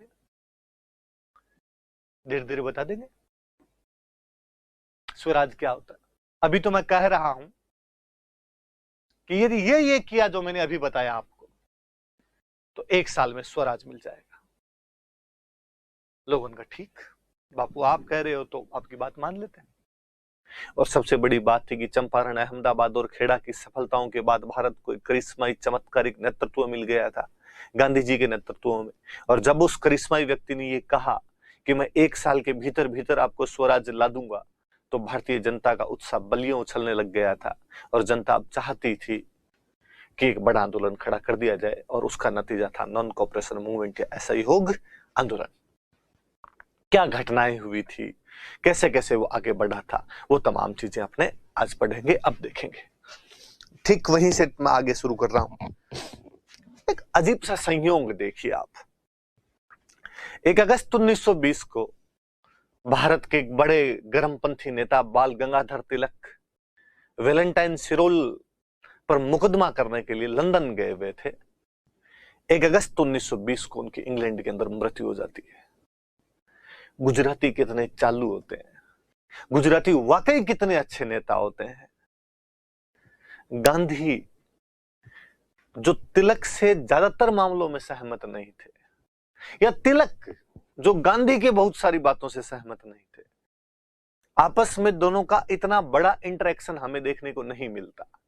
हालांकि उसका एक कारण तो यही है कि गांधी जी 1916 जैसे 1915 में भारत आए थे और 1916 में तिलक उधर होम रूल मूवमेंट में अपने बिजी हो गए थे, उसके बाद वो इंग्लैंड मुकदमा करने के लिए चले गए थे। लेकिन इस 2-3 वर्षों के समय के दौरान भी हम आपस में नहीं देखते कि दोनों के बीच में इतनी कोई प्रगाढ़ता रही थी। पर गांधी जी सेंटिमेंट भुनाना जानते थे, जनता की भावनाएं भुनाना जानते थे। उधर 1 अगस्त 1920 को खबर आई कि तिलक का निधन हो गया, और इधर गांधी जी ने प्रेस कॉन्फ्रेंस की और गांधी जी ने कहा कि मित्रों, भाइयों और बहनों, तिलक कहते थे कि स्वराज मेरा जन्मसिद्ध अधिकार है और मैं उसे प्राप्त करके रहूंगा। आज वो महान हुतात्मा स्वर्ग चली गई है, लेकिन क्या उनके सपने पूरे नहीं होने चाहिए? क्या तिलक का स्वराज हमें प्राप्त नहीं करना चाहिए? क्या तिलक के स्वराज को प्राप्त करने के लिए हमें आंदोलन नहीं करना चाहिए? जनता भावुक हो रखी थी। वैसे ही जनता ने कहा, ओ हम एकदम साथ में, तिलक का स्वराज प्राप्त करना है, गांधी जी आप आगे बढ़ो, हम आपके साथ हैं, गांधी तुम संघर्ष करो। और गांधी जी ने कहा कि यदि आप मेरा साथ देंगे तो तिलक का वो स्वराज मैं 1 साल के भीतर भीतर आपको ला दूंगा। इसलिए याद रखने वाली बात है कि असहयोग आंदोलन किस दिन शुरू किया गया? तो 1 अगस्त 1920 को शुरू किया गया। सेंटिमेंट बुनाना इसको है। तिलक की मृत्यु हो गई थी, इसी दिन गांधी जी अपना असहयोग आंदोलन शुरू कर देते हैं। मुझे एक घटना याद आती है। 2014 के जब लोकसभा के चुनाव थे, हमारे बीकानेर में बीजेपी के खिलाफ माहौल था। अर्जुन राम मेघवाल जो कि केंद्रीय मंत्री हैं, तीसरी बार जीते इस बार, 9 में, 14 में और 19 में। 14 में उनके खिलाफ थोड़ी सी एंटी इनकम्बेंसी थी। कारण था कि उनका कोई एक आरक्षण को लेकर कोई बयान तैर रहा था, वीडियो ऑडियो वायरल हो रहे थे, जो थोड़ा जनरल कास्ट वालों के खिलाफ था। बीकानेर का शहर पुष्करना ब्राह्मणों के कब्जे में पूरी तरीके से, जिधर पुष्करना कहे उधर वोट पड़े। और चूंकि ब्राह्मण परंपरागत रूप से भाजपा के वोटर माने जाते हैं, और वो यदि नाराज चल रहे हैं तो बीजेपी को डर था कि यहां से ये अपने को नुकसान पहुंचा सकते हैं। 2014 मोदी वेव वाला टाइम था, मोदी लहर थी, लेकिन लग रहा था कि यहां पर लहर काम नहीं कर रही है, इसलिए मोदी जी की रैली करवाई जाए बीकानेर में। अक्सर आप देखना कि बड़े बड़े नेताओं की रैली हमेशा उसी जगह पे होगी जहां पर मामला थोड़ा गंभीर लगेगा, कि यहां मामला सीट अटक सकती है, तो किसी बड़े नेता को लाया जाए, थोड़ी हवा को बदला जाए। जिस दिन मोदी जी की रैली थी, दोपहर में 2-3 बजे का समय था कि मोदी जी रैली करेंगे। मोदी जी की रैली के प्रति स्वाभाविक रूप से लोगों में उत्सुकता, आकर्षण था कि वोट भले किसी को दे, लेकिन मोदी को सुनने तो चलेंगे। उसी दिन सुबह बीकानेर में पुष्करनाओं के एक नेता, बहुत फेमस नेता रहे, एमएलए रहे थे वो बीकानेर में, नंदलाल व्यास, नंदू महाराज नाम से जाने जाते थे। लोकल लोगों की जनप्रिय हृदय सम्राट टाइप की स्थिति थी, लोगों के काम के लिए हमेशा तत्पर रहने वाले व्यक्ति थे। उनका निधन हो गया। 2-2:30 बजे के आसपास रैली का समय, और लोग अंतिम संस्कार से वापस लौट रहे थे, मोदी जी की रैली के अंदर गए। मुझे नहीं लगता कि नंदलाल व्यास और नरेंद्र मोदी के आपस में कभी जिंदगी में कोई मुलाकात भी हुई होगी, पर मोदी जी उस दिन रैली के अंदर जैसे भाषण देने के लिए खड़े हुए, पहले बीकानेर के जो भी लोकल नेता थे वो बोले, और जब मोदी जी खड़े हुए तो माइक पर जाकर 2-3 मिनट खड़े हो गए, बोले नहीं, रुमाल निकाला, आंखें पोंछी, का बहुत कुछ बोलना चाहता था, पर आज सुबह जब ये समाचार मिला कि मेरे प्रिय मित्र नंदू महाराज का निधन हो गया है, मैं बोलने की स्थिति में नहीं। उन्होंने भाषण भी नहीं दिया होगा, पर उनकी ये लाइन कि नंदू महाराज मेरे प्रिय मित्र थे और उनके निधन की वजह से बोल नहीं पा रहा हूं, बीकानेर के पूरे चुनाव के सिस्टम को चेंज करके रख दिया था। शाम तक पूरे पुष्करना ब्राह्मणों के जबान पर एक बात थी, क्या भाईला नंदू महाराज मोदी जी का दोस्त है, और नंदू महाराज री आत्मा दुख पावली यदि बीजेपी ने वोट नहीं दिया था। उसके बाद अर्जुन राम मेघवाल को बीकानेर में चुनाव प्रचार की कोई आवश्यकता नहीं रही थी। मैं जब भी इन दोनों घटनाओं को एक साथ मिलाकर देखता हूं, तब मुझे लगता है कि यार गुजराती लोगों में कितना बेहतरीन पॉलिटिकल सेंस ऑफ ह्यूमर होता है, और किस प्रकार से जनता की जन भावनाओं को भुना सकते हैं, उसका एक अच्छा सा उदाहरण है वो। गांधी कुछ ऐसा ही कर रहे थे। जब गांधी को कहा गया कि हम आपका 1 साल तक साथ देंगे, पर करना क्या है ये तो बताइए, गांधी जी ने कहा असहयोग, नॉन कोऑपरेशन, सरकार का किसी भी मुद्दे पर सहयोग नहीं किया जाएगा। तो किसी भी मुद्दे से आप क्या कहना चाहते हैं कि मैं स्टूडेंट्स से आह्वान करूंगा कि वो सरकार के स्कूलों में जाना बंद कर दे। स्टूडेंट तैयार थे, स्टूडेंट ने कहा हमारा नेता कैसा हो, महात्मा गांधी जैसा हो, ऐसा नेता होना चाहिए, स्कूल बंद करवा दे। ये ना मुझे बड़ा अजीब लगता है जब लोग यूं कहते रहते हैं कि कोरोना में स्कूलें तो खुली नहीं रही है, स्टूडेंट पीड़ित हो रहा है। मुझे लगता है स्टूडेंट को मजा आ रहा है, बढ़ने दो रे, थोड़े दिन और नहीं खुले तो और अच्छी बात है। आप लोग भी जो यूं तड़फ तड़फ के फोन करते रहते हो कि कोचिंग कब खुल जाएगी, कोचिंग कब खुल जाएगी, उसका हसर हम देख रहे हैं। किससे पहले जो कोई स्टूडेंट खूब सारे की ऑनलाइन ही शुरू कर दो, उसमें ही हम तो पढ़ लेंगे। हालांकि हमने जब YouTube पर ऑनलाइन वीडियो डालने शुरू किए थे तभी पता चल गया था कि बुआ जी पोड़े आइडा है, पढ़ने के लखन में एक में नहीं। अभी भी ऑफलाइन बैच जब खत्म किए थे, नियर अबाउट 7,000 स्टूडेंट थे। और आप किसी दिन यहां पर आके देख लेना डाटा, कितने लोग अब जो हम ऑनलाइन क्लासें डाल रहे हैं इनको देख रहे हैं, या 1 घंटे के वीडियो को कितनी देर तक देख रहे हैं। स्टूडेंट स्वभावतः चाहता है कि ना पढ़े। भारत में ऐसा कौन चाहता है, मन से कौन चाहता है कि पढ़े, यदि आप सबको भी अभी मौका दिया जाए और आपको कहा जाए कि यदि आप नहीं पढ़ोगे तो भी नौकरी दे दी जाएगी, तो कितने लोग पढ़ लेंगे, मुझे बता दिया जाए। इसलिए दिलीप सर हमेशा कहते थे कि 3 इडियट बहुत बकवास मूवी है, जो कहती है कि बच्चे को वही करने दिया जाए वो चाहता है। क्योंकि भारत में यदि बच्चे को वही करने दिया जाए जो वो चाहता है, तो सबसे पहले वो ये चाहेगा कि किताबों के लप लगा दूं, पढ़ने के अलावा वो सब कुछ करना चाहेगा।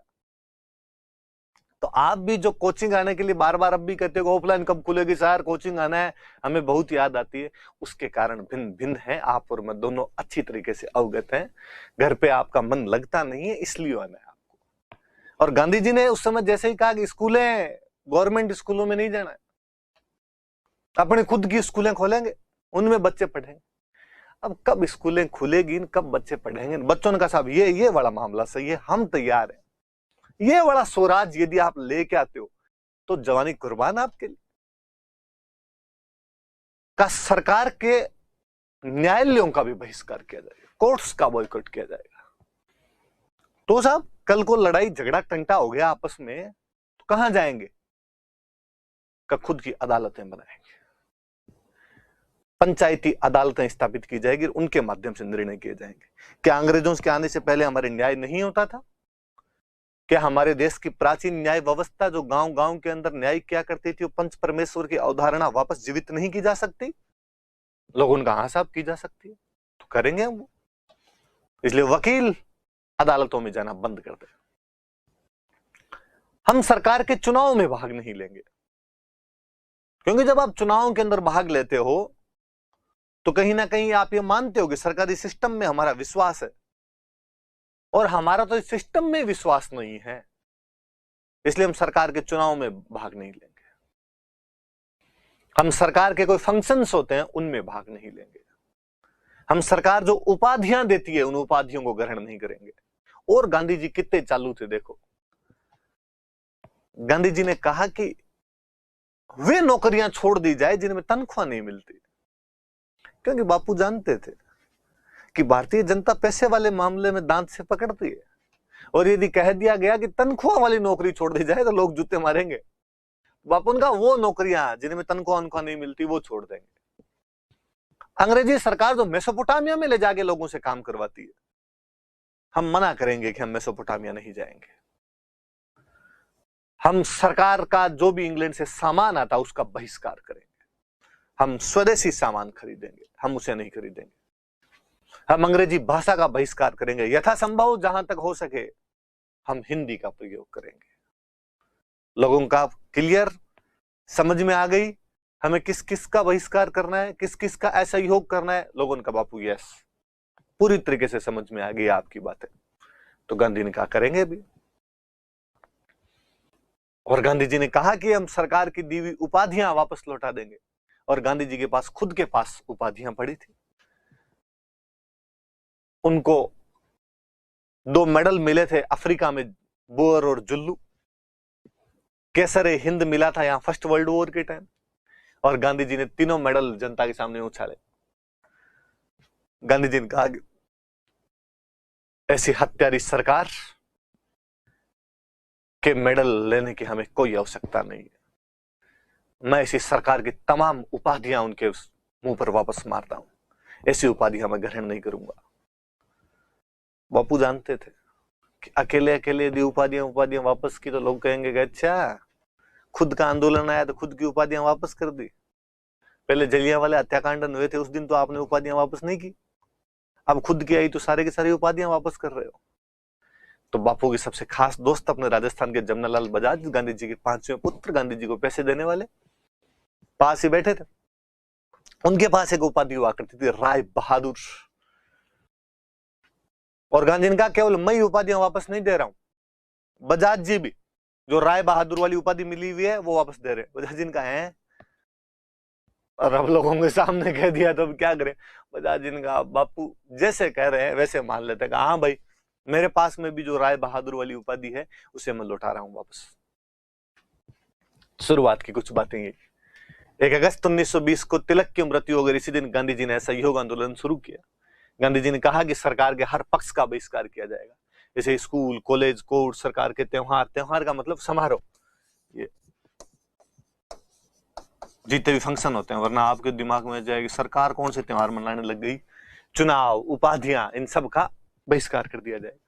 गांधी जी ने कहा कि हम स्वराज सिर्फ 1 साल में प्राप्त कर लेंगे, 1 साल में हमें स्वराज मिल जाएगा। बच्चों ने, सबने कहा ठीक है भाई, 1 साल में आप दिला दोगे तो।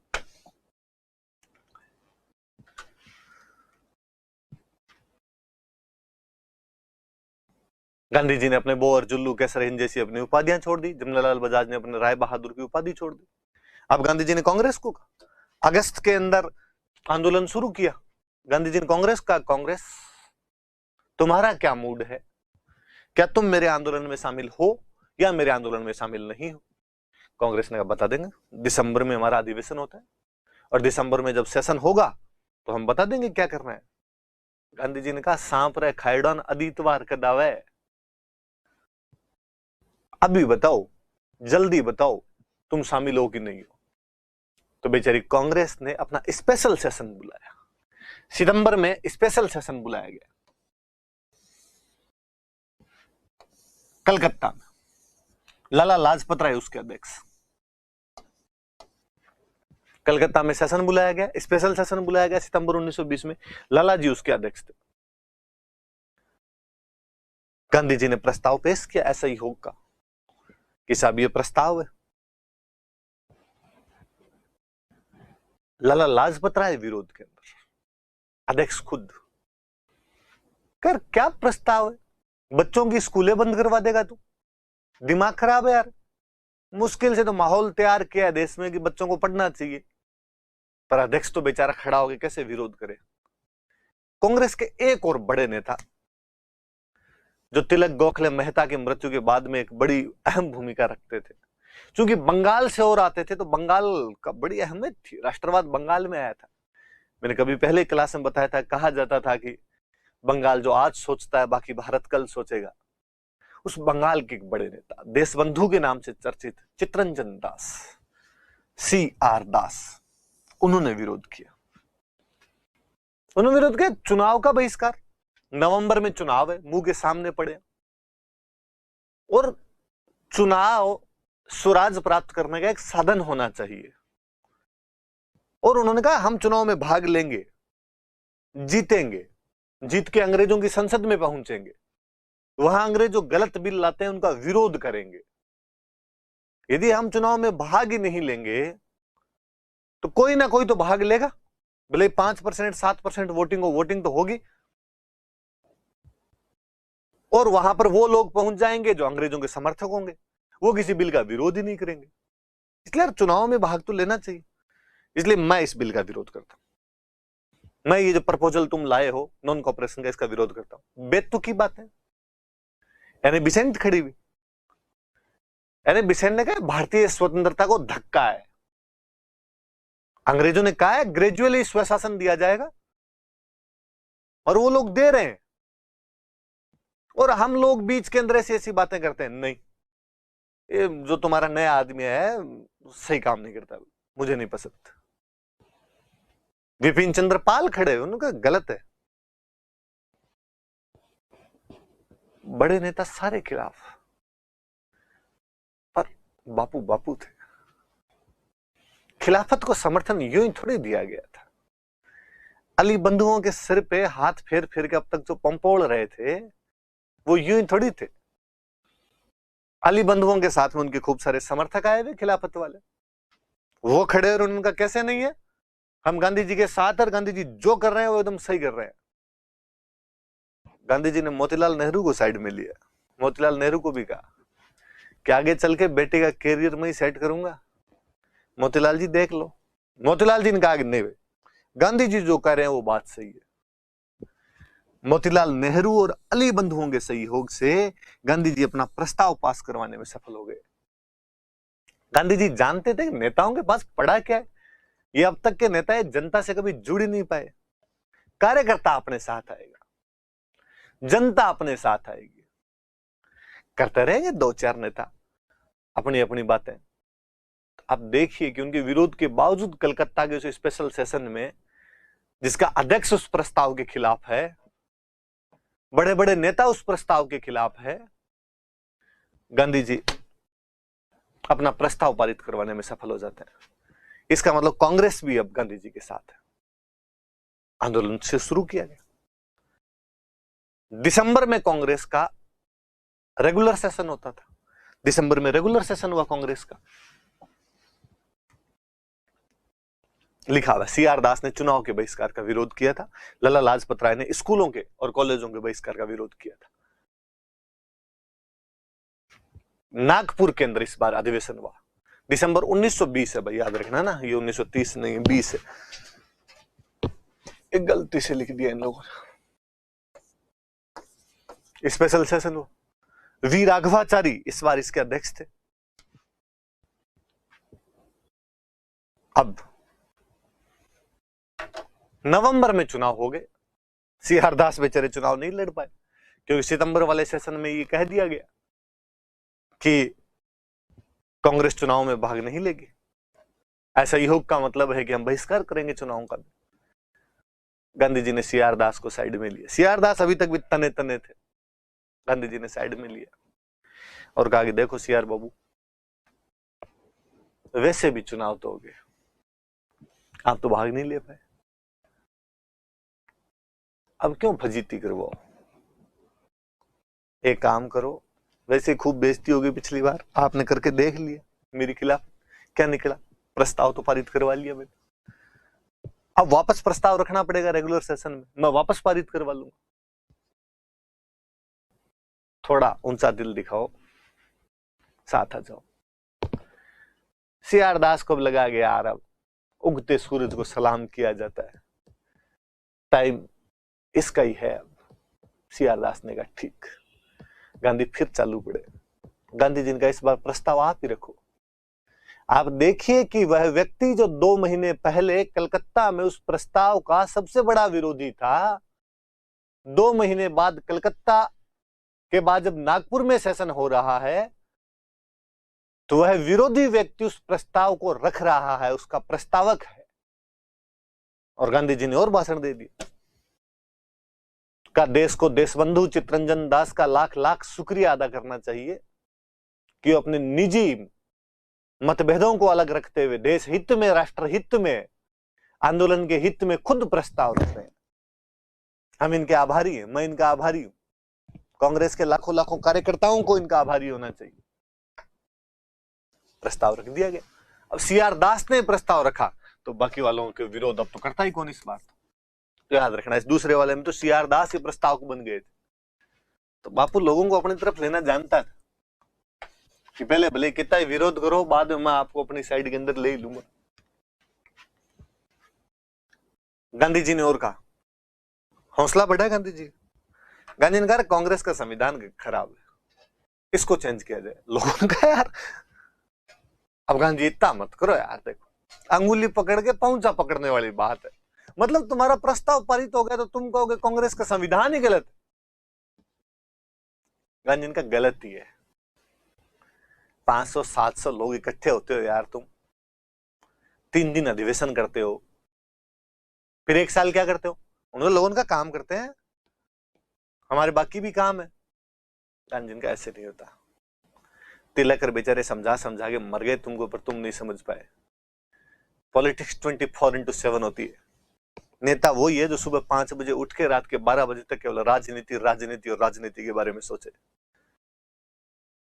तो राजनीति करनी है तो 24/7 जनता के बीच रहना पड़ेगा, आंदोलन के अंदर रहना पड़ेगा। इसलिए कुछ चेंज किए जाए संविधान के अंदर। लोगों ने बताओ तो क्या चेंज करने।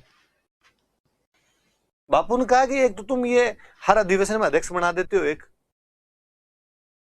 फिर इसके साथ में और इसके साथ में क्या बस अध्यक्ष बन गया, कोई ऑफिस तुम्हारा, ओके ऑफिस की क्या जरूरत है। गांधी जी का नाम एक ऑफिस होगा, इस अध्यक्ष के नीचे 15 लोगों की कार्यकारिणी और होगी। ये बात 1916 में तिलक बोले थे बेचारे कि अध्यक्ष के नीचे पूरी एक कार्यकारिणी बनाई जाए, एग्जीक्यूटिव बनाई जानी चाहिए। जैसे अब नहीं होता कि भाजपा का एक अध्यक्ष है, फिर उपाध्यक्ष है, फिर मंत्री है, फिर सहायक मंत्री है, फिर सचिव है, फिर उप सचिव है, फिर कोषाध्यक्ष है, संगठन मंत्री है। ऐसे कांग्रेस के अंदर अध्यक्ष है, उपाध्यक्ष है, महासचिव है, खूब सारे अलग अलग अधिकारी बनते हैं। ये तिलक बोलते थे 1916 से ये बात, तब कोई मान नहीं रहा था, पर अब बापू का जादू चल रहा था। लोगों का ठीक है सर, 15 सदस्यों की कार्यकारिणी बनाई जाएगी सेंटर लेवल पे। प्रांतों में ध्यान देना मेरी बात, ऑन लैंग्विस्टिक बेसिस, भाषा के आधार पर प्रांतीय कांग्रेस कमेटियों का गठन किया जाए।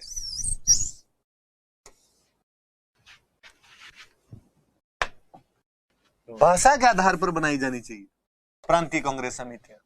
वापस याद करना, होम रूल आंदोलन में तिलक यही बात बोल रहे थे कि भाषा के आधार पर प्रांतीय होने चाहिए, पर बेचारे तिलक को तब गालियां निकालनी होती है, अपने कहते हैं क्षेत्रवाद को बढ़ावा दे रहे थे। पर चूंकि अब गांधी जी ये बात कर रहे थे, हम कह रहे ना थो इससे भली बात हो ही क्या सकती है। कन्नड़ की अलग, मलयालम की अलग, तेलुगु की अलग, तमिल की अलग, और गांधी जी ने कहा भाषा लोगों को नजदीक लाने का काम करती है। आप कितने अंग्रेजी दा बन जाएं, कितने कूल डूड होने का फैशन कर लें, पर आज भी जब मार्केट के अंदर कहीं खड़े होते हैं, भीड़ के अंदर आपको आपकी भाषा कहीं पर सुनाई दे और ध्यान जाता है आपका, चना अरे कोई अपने वाला है। जोड़ती है, कनेक्ट करती है ना भाषा आपको, इसलिए अलग अलग भाषा की अलग अलग कमेटियां बना दी जाए। तेलुगु लोगों की कांग्रेस की कमेटी अलग, तमिलों की कांग्रेस की कमेटी अलग, हर प्रांत में से अलग अलग कमेटियां बन जाएगी, तो लोग ज्यादा जुड़ेंगे हमसे। तब बापू ये वाला मामला भी आपका सही। और एक 15 लोगों की कमेटी, किसी ने कहा बापू एक कमेटियां ये बना रहे हो यार, खर्चा कहां से चलेगा? हर पूरे साल तक जब वो ऑफिस के अंदर बैठेंगे, उनका खर्चा होगा, इन समितियों का, कार्यकारिणियों का, सदस्यों का, नेताओं का, वो कहां से आएगा? बापू ने कहा तुम, मैं बाणिया हूं, बाणिया, मैं जानता हूं पैसे कहां से आते हैं, इसकी चिंता मत करो, पैसे आ जाएंगे। कैसे आएंगे पैसे? गांधी जी ने कहा कांग्रेस का मेंबर बनने के लिए तुम फीस कितनी लेते हो? उन्होंने फीस तो खूब है, मैं तो 5 रुपए के आसपास फीस हो जाती है। दिमाग खराब है। किसी पॉलिटिकल पार्टी का मेंबर बनने के लिए तुम पैसे लेते हो इतने, वो भी इतनी बड़ी अमाउंट में, तो क्या करे? उससे ही तो ये 3 दिन वाला खर्चा निकलता। गांधी ने कहा खर्चे मत करो, क्या पैसे पैसे करते हो, पैसे की लगा दूं ढेरी में। और अब से 54 के अंदर कांग्रेस का मेंबर बनेगा, और हमें 1 करोड़ मेंबर बनाने हैं। लोगों ने कहा बापू 500-700 से 1 करोड़ थोड़ी लंबी नहीं फेंक गए? गांधी ने कहा ये भी करेंगे। बदलाव था, भयंकर बदलाव था ये देश में। अब किसी व्यक्ति को जाकर जब ये कहा गया कि यदि तुम 54 दोगे तो देश आजाद हो जाएगा, उस व्यक्ति ने कहा मेरी तरफ से 58, 54 लुगाई की, 54 मेरी। देश की आजादी में लुगाई भी योगदान क्यों ना दे? आप विश्वास नहीं करेंगे, गांधी जी ने उस समय 50 लाख मेंबर बनाए थे। कांग्रेस अचानक 1920 के नागपुर अधिवेशन के बाद एक जन पार्टी बन गई थी, राष्ट्रीय पार्टी बन गई थी। जो पार्टी पहले महज केवल कुछ पढ़े लिखे लोगों तक सीमित थी, उसको दूर दूर तक, गांव देहात, मजदूर, आदिवासी तक ले जाने वाला कोई व्यक्ति था तो महात्मा गांधी थे। गांधी जी की ये जो जनप्रियता है, या जो राजनीतिक नब्ज पकड़ने की जो उनकी क्षमताएं थी, ना भूतो ना भविष्य थी। मुझे नहीं लगता कि भारत के अंदर कोई व्यक्ति इतना बेहतरीन कुशल पॉलिटिशियन हुआ होगा कि जनता को इस प्रकार से झकझोर के रख दे। गांधी ये बातें जान रहा था, गांधी लोगों की नब्ज पकड़ रहे थे इस मामले। और गांधी ने कहा पैसा, ये बजाज बिड़ला को मैं यूं ही साथ में लेके थोड़ी घूमता हूं, सब पैसा देंगे। मैंने दिन पहले कभी आपको बताया था कि बाकायदा एक अधिकारी का अंग्रेजों को लेटर है कि मारवाड़ी बनियों को गांधी के आंदोलनों से अलग कर दिया जाए, 90% आंदोलन खुद ब खुद समाप्त हो जाएगा। वो सिंघानिया, डालमिया, बिड़ला, बजाज, मोदी, गोयनका, झुनझुनवाला, तमाम मारवाड़ी बनिए गांधी को भर भर के रुपए दे रहे थे। तो गांधी ने कहा पैसा वहां से आ जाएगा, अपने चला लेंगे यार, तुम 1 साल की बात करते हो कार्यकारिणी की, लंबा आंदोलन चलाना है और पैसा मिलेगा अपने। तो कांग्रेस का सदस्यता शुल्क जो था वो 54 कर दिया गया। और गांधी का पैसा कैसे आता है मैं बताता हूं। डिब्बा रखा, उस पर नाम रखा गया तिलक स्वराज फंड। और गांधी ने कहा कि देशवासियों, तिलक के स्वराज के सपने को पूरा करना है तो ये फंड भरना पड़ेगा। आप फिर विश्वास नहीं करेंगे कि तिलक स्वराज फंड में 1 करोड़ से अधिक रुपए इकट्ठे किए गए थे। 1920 की बातें हैं। 1995 तक गांव में 1 लाख रुपए जिसके पास होते थे तो लोग यूं कहते थे लाख रुपए हैं। एक साथ लाख रुपए नकदी नहीं देखे होते थे लोगों ने। भारत 95 तक ऐसा था। वो व्यक्ति 1920 में तिलक स्वराज फंड में 1 करोड़ रुपए इकट्ठे कर गया था। 50 लाख कांग्रेस के मेंबर, 1 करोड़ रुपए तिलक स्वराज फंड के अंदर। और गांधी ने कहा डिब्बे में डाला गया आपके सिक्के की खनक तिलक की स्वर्ग में सीट उपलब्ध करवाएगी। हुतात्मा वहां बैठकर राजी होंगे। और लोगों ने कहा गया हमारे वाले यदि रुपए से तिलक स्वराज फंड भरता है तो अब रुपए की तो कमी नहीं आने देंगे। आम आदमी को रुपए निकलवाना ये गांधी ने सिखाया पॉलिटिकल के लिए, कि पॉलिटिकल पार्टीज के लिए भी चंदा दिया जाता है। ये गांधी उस टाइम शुरू करके गए। यथासंभव हिंदी का प्रयोग करेंगे। तो गांधी जानते थे कि कनेक्ट लैंग्वेज है। अब तक आपके जो भी वकील, इंजीनियर, बैंकर, उद्योगपति आते थे आपस में इंग्लिश बोल के चले जाते यार आप लोग। देश की जनता जिसका अंग्रेजी से दूर दूर तक लेना देना नहीं है, आपके उद्देश्यों को, आपके कार्यक्रमों को समझ कैसे पाएगी। गांधी जानते थे कि हिंदी पूरे भारत में कनेक्टिंग लैंग्वेज तो हो सकती है। थोड़ी बहुत तो सबको समझ आ ही जाएगी। जनता को जोड़ने का बहुत अच्छा तरीका है।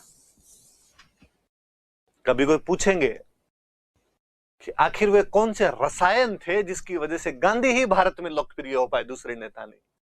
मेरी इन बातों को याद रखना, आंसर में लिखने के लिए वहां काम आएगी कि गांधी के अंदर दीवारों के पीछे की फुसफुसाहट और जनता की कुल बुलाहट को समझने की अद्भुत क्षमताएं थी। ये सब चीजें उस समय याद रखना आप। भाषा के आधार पर प्रांतीय कमेटियां, तिलक स्वराज फंड, यथासंभव हिंदी का प्रयोग, ये बातें गांधी को जनता से जोड़ती थी, कनेक्ट किया करती थी। नागपुर अधिवेशन याद रखना पूरा कि क्या क्या बातें हुई। कांग्रेस को आमूलचूल तरीके से परिवर्तित कर दिया गया था।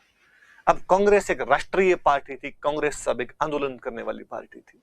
ये सब गांधी का करिश्मा है।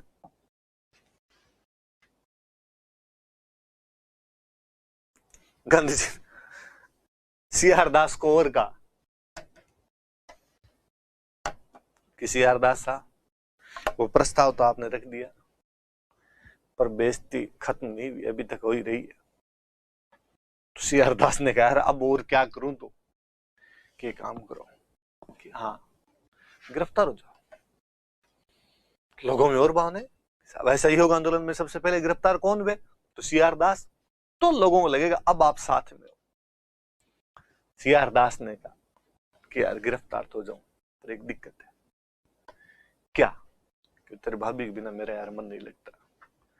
अर्जुन कहे काम करो, भाभी जी को और ले जाओ, भाषण में दे दूंगा कि पति पत्नी दोनों देश की आजादी के लिए, स्वराज प्राप्ति के लिए, असहयोग आंदोलन के लिए, नॉन कोऑपरेशन मूवमेंट के लिए जेल चले गए। इससे बड़ी तो बात ही क्या, हीरो बन जाओगे आप देश के। गए बेचारे सी.आर. दास जेल, साथ में बसंती देवी गई। असहयोग आंदोलन में सबसे पहले कोई गिरफ्तार हुए थे तो सी.आर. दास और उनकी पत्नी बसंती देवी गिरफ्तार हुए थे। हालांकि आप कई जगह पढ़ोगे कि मोहम्मद अली को गिरफ्तार किया गया था। पर मोहम्मद अली खिलाफत आंदोलन की तरफ से गिरफ्तार हुए थे, और खिलाफत और असहयोग दोनों मिल गए थे, इसलिए किताब वाले वैसा लिख देते हैं। बाकी मोहम्मद अली भी गिरफ्तार हो गए थे, पर ये खिलाफत वाले में गिरफ्तार हुए। मोहम्मद अली ने वैसे भाषण देने शुरू कर दिए थे कि मुसलमान को सेना में रहने का कोई अधिकार नहीं है, इसलिए मुसलमान सेना छोड़ दे। अंग्रेजों ने कहा भड़काऊ भाषण है, आर्मी को भड़काने की कोशिश कर रहा आदमी, इसलिए बाद में मोहम्मद अली को गिरफ्तार कर लिया गया था इन भड़काऊ भाषणों की वजह से। इस पूरे बहिष्कार आंदोलन, इस पूरे गांधी जी के नॉन कॉपरेशन मूवमेंट में सबसे अधिक किसी चीज का बहिष्कार लोकप्रिय हुआ तो विदेशी कपड़ों का। विदेशी कपड़ों का जो बहिष्कार था वो बहुत ज्यादा लोकप्रिय हुआ। मतलब प्रभुदास गांधी जो गांधी जी के सहयोगी हुआ करते थे, वो बताते हैं कि गांधी जी ट्रेन से पूरे भारत की यात्रा कर रहे थे उस समय। गांधी जी जहां जाते वहां पर लोग इकट्ठे हुआ करते थे, और गांधी जी उनको कहते कि हमें सरकारी सामान नहीं खरीदना है। अब तो कोई आदमी यूं ही जब भाषण सुनने के लिए आया हुआ है, स्टेशन पर यूं ही खड़ा हुआ, तो उसके पास क्या सरकारी सामान हो सकता है, क्या विदेशी सामान हो सकता था? कपड़े। गांधी जी कहते हैं कि हमें विदेशी कपड़ों की होली जलानी है, पर गांधी जानते थे कि उस भारत में जहां पर कपड़े दो ही जोड़ी होते हैं, यदि एक जला दिए तो दूसरे दिन पहनने की कपड़े कहां से आएंगे। इसलिए गांधी जी प्रतीकात्मक रूप से, सिंबॉलिक रूप से कहते एक कुछ भी, गमछा, तौलिया, रुमाल, बनियान, कुछ ना कुछ जला दो। और लोग सिंबॉलिक रूप से, हर किसी के पास में कोई रुमाल, तौलिया जरूर होता जो विदेशी मील के अंदर बना हुआ होता, और लोग वहां स्टेशन पर उनकी होली जलाते। अगले दिन अखबार में जब दूसरे लोग ये सुनते कि गांधी जी इन स्टेशनों से गुजरे और विदेशी कपड़ों की होली जलाएगी, लोगों में उत्साह और आता, वो चाहते कि वो और कपड़ों की होली जलाते। एक किसी कॉलेज में जब गांधी जी ये बोल रहे थे कि हमें विदेशी कपड़ों का बहिष्कार करना है, तो कोई स्टूडेंट खड़ा और उसने पूछा, तो दिन बापू पहनेंगे क्या? बापू ने कहा खादी, हम स्वदेशी कपड़े पहनेंगे, खादी के बने कपड़े पहनेंगे। उसने कहा बापू आप बहुत बड़े वकील हो, आपके पापा बहुत बड़ी रियासत के दीवान थे, इसलिए बातें आती है खादी पहनने की, महंगी आती है। ये सुटेड बुटेड जो आप घूम रहे हो ना खादी पहन के, इतना किसी गरीब आम आदमी को कहा जाए ना कि खादी खरीदनी है, इतने में पूरे घर के कपड़े आ जाते हैं उसके। गांधी को धक्का लगा अचानक उस लड़के की बात सुनकर, और गांधी ने कहा तुम्हारी बात सही है, व्यक्ति को कपड़े कम ही पहनने चाहिए, ज्यादा क्यों पहने। उस घटना के बाद गांधी जी ने क्यों लंगोटी बांधनी शुरू कर दी, वही नीचे वही ऊपर। उस घटना के बाद बापू बाल कटवा लेता है, रोडा मोडा। गांधी को लगा कि यार जनता से जुड़ने का तरीका यह भी हो कि आप वैसे लगो जैसी जनता है। जो जनता सुनने आती है, जब उसके पास पहनने के पूरे कपड़े नहीं, तो फिर अपने ये पूरे कपड़े पहन के क्यों किया जाए। और गांधी जी ने उसके बाद वो जो कोट पैंट पहना करते थे, आप पहले गांधी जी की फोटो देखो, क्या लौंडा लगता है यार, शानदार बंदा लगता है, सुटेड बुटेड, हेयर स्टाइल इतनी शानदार। पर गांधी को लगता है यार फिर यूं भाषण दे देते बीच में बालों में हाथ चला जाता है। भारत में जनता, फिर गांव की जनता अपने और तैयार गो हो हीरो बने। गांधी ने कहा से हीरो बनना बंद है अपने। नाई जी को बुला के कहा कि रेजर मार तू तो यार डायरेक्ट। अब जैसे लोग वैसा मैं, जैसी जनता वैसा मैं। उन तमाम नेताओं में जो बाकी नेता सूट बूट पहन के रखते, कोट पैंट पहन के रखते, गुलाब के फूल को जो जेब में टांगा करते थे, दिन में 3 बार बदल दिया करते, सिगार सिगरेट पीते, 3 अलग अलग रंग के पेन रखते, अंग्रेजी में बोलते, उनकी अपेक्षा एक ऐसा आदमी जो लंगोटी बांधता है, लाठी रखता है, सिर पर बाल नहीं है, उस भाषा में बोलता है जिसमें आप समझना चाहते हो। आप खुद सोचिए कि नेता के रूप में लोकप्रिय कौन होगा। गांधी। गांधी की लोकप्रियता का रसायन यहां है। अन्य नेता क्यों लोकप्रिय नहीं हुए, गांधी क्यों हो गए, वो सब बातें यहां पर आके जुड़ती है। गांधी में साम दाम दंड भेद तमाम चीजें थी। तब लगता है कि यार गांधी, सरदार पटेल, ये मोदी शाह, ये देश की नब्ज को क्यों पकड़ लेते हैं। मुझे अंत में एक ही कारण समझ में आता है कि गुजराती धरती राजनेता उगलती है। कांग्रेस में भी यदि कोई इन सालों के अंदर कोई संगठन का सबसे अच्छा नेता हो तो अहमद पटेल थे, वापस गुजराती। तो बापू ने अब एक अलग ही तरीके से सबसे अधिक लोकप्रिय किसी चीज को किया था, विदेशी कपड़ों का बहिष्कार था, वो सबसे अधिक लोकप्रिय कर दिया था। मतलब कहते हैं 1920-21 में 1 अरब 2 करोड़ रुपए के कपड़े आयात हुए थे।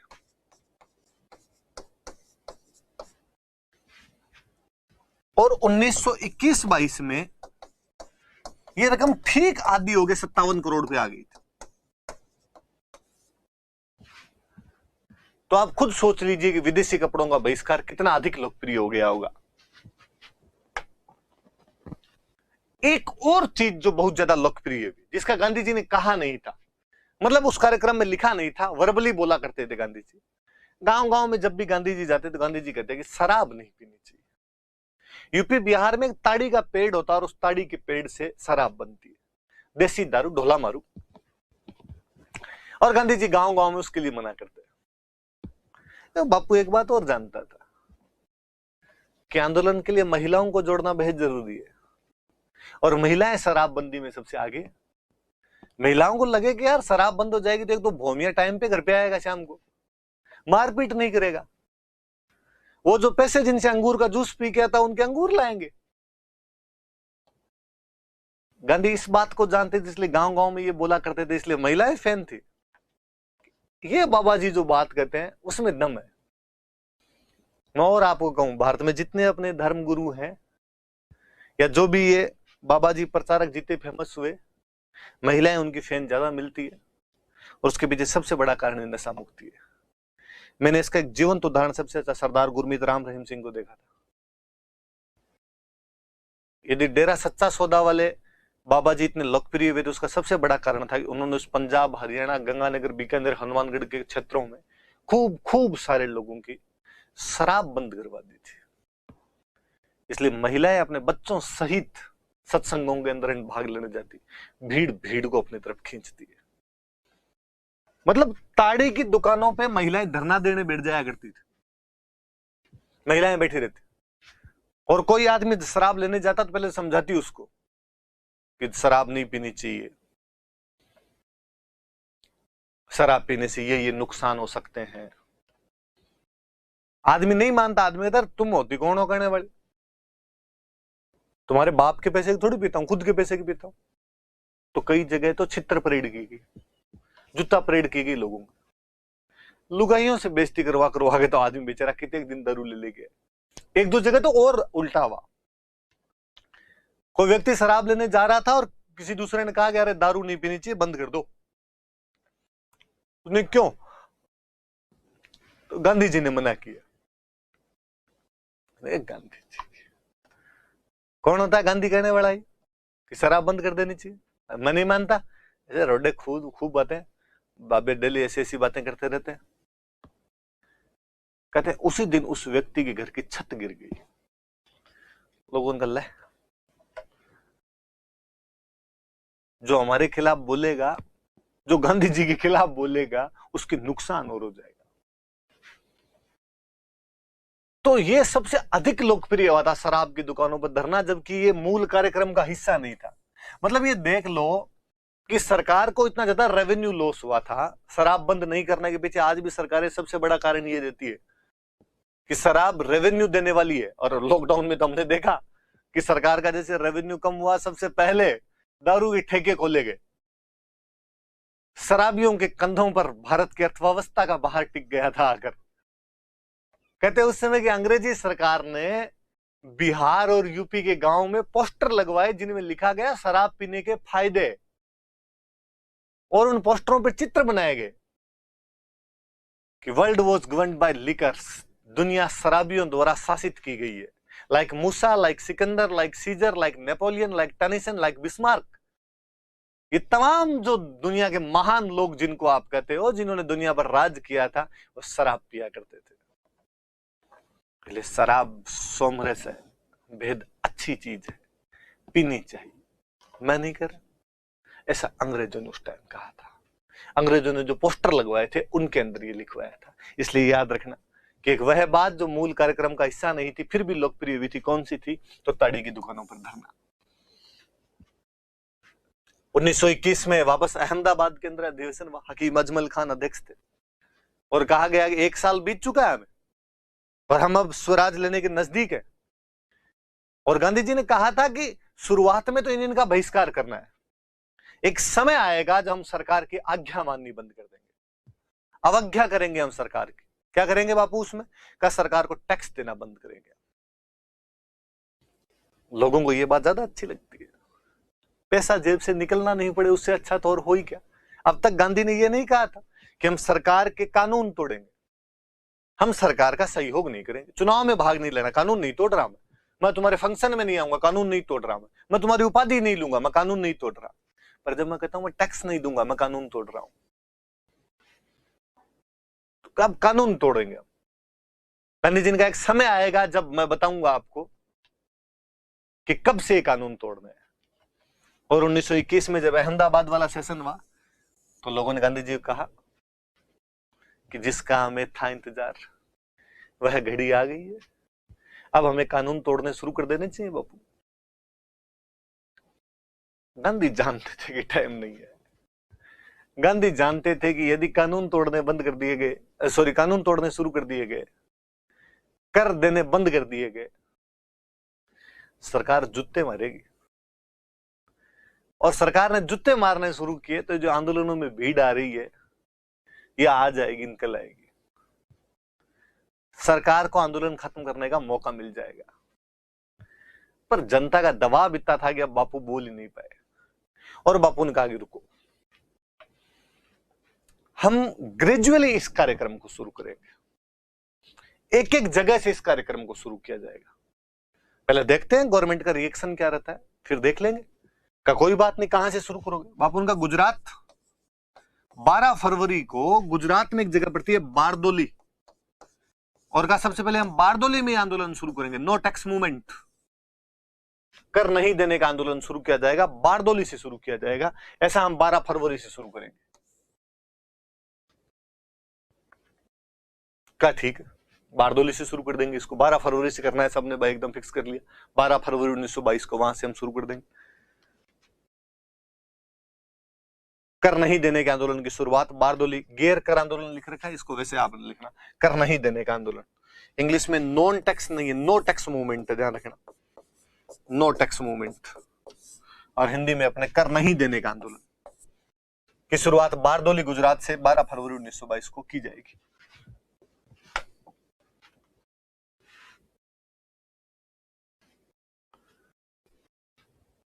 मामला गंभीर होता जा रहा था, लोगों ने खूब सारी जगह पे पहले ही टैक्स देने बंद कर दिए। गांधी जी बड़े व्यथित थे इन घटनाओं से। सरकार बल प्रयोग कर रही थी, अब सरकार को मौका मिल रहा था जनता को मारने का। एक तो आप अहिंसक जब भी कोई आंदोलन करते हो तो सरकार को जल्दी मौका नहीं मिलता, पर जब आपकी तरफ से भी छोटी मोटी भी हिंसा हो जाए तो गवर्नमेंट खुद वर्दी वाला गुंडा है, फिर गवर्नमेंट आपको आपकी औकात दिखाती है। इसी बीच 5 फरवरी 1922 को उत्तर प्रदेश राज्य के देवरिया जिले में एक जगह पड़ती थी चोरा चोरी। भीड़ अहिंसक आंदोलन के लिए जा रही थी, पुलिस बैरिकेड लगा के आगे खड़ी थी, उनको रोकना चाह रही थी। भीड़ उग्र हो गई, पुलिस को दौड़ाना शुरू कर दिया, पुलिस भाग के थाने में पहुंची, भीड़ ने चारों तरफ से थाना घेर लिया, थाने की आग लगा दी गई, 22 पुलिसकर्मी जिंदा जलाकर मार दिए गए। गांधी जी इस घटना से बड़े व्यथित हुए और गांधी जी ने कहा हिंसा के रास्ते पे चल के यदि आजादी मिलती है तो मुझे ऐसी आजादी नहीं चाहिए। हिंसा के रास्ते पर चलकर यदि स्वराज मिलता है तो मुझे ऐसा स्वराज नहीं चाहिए।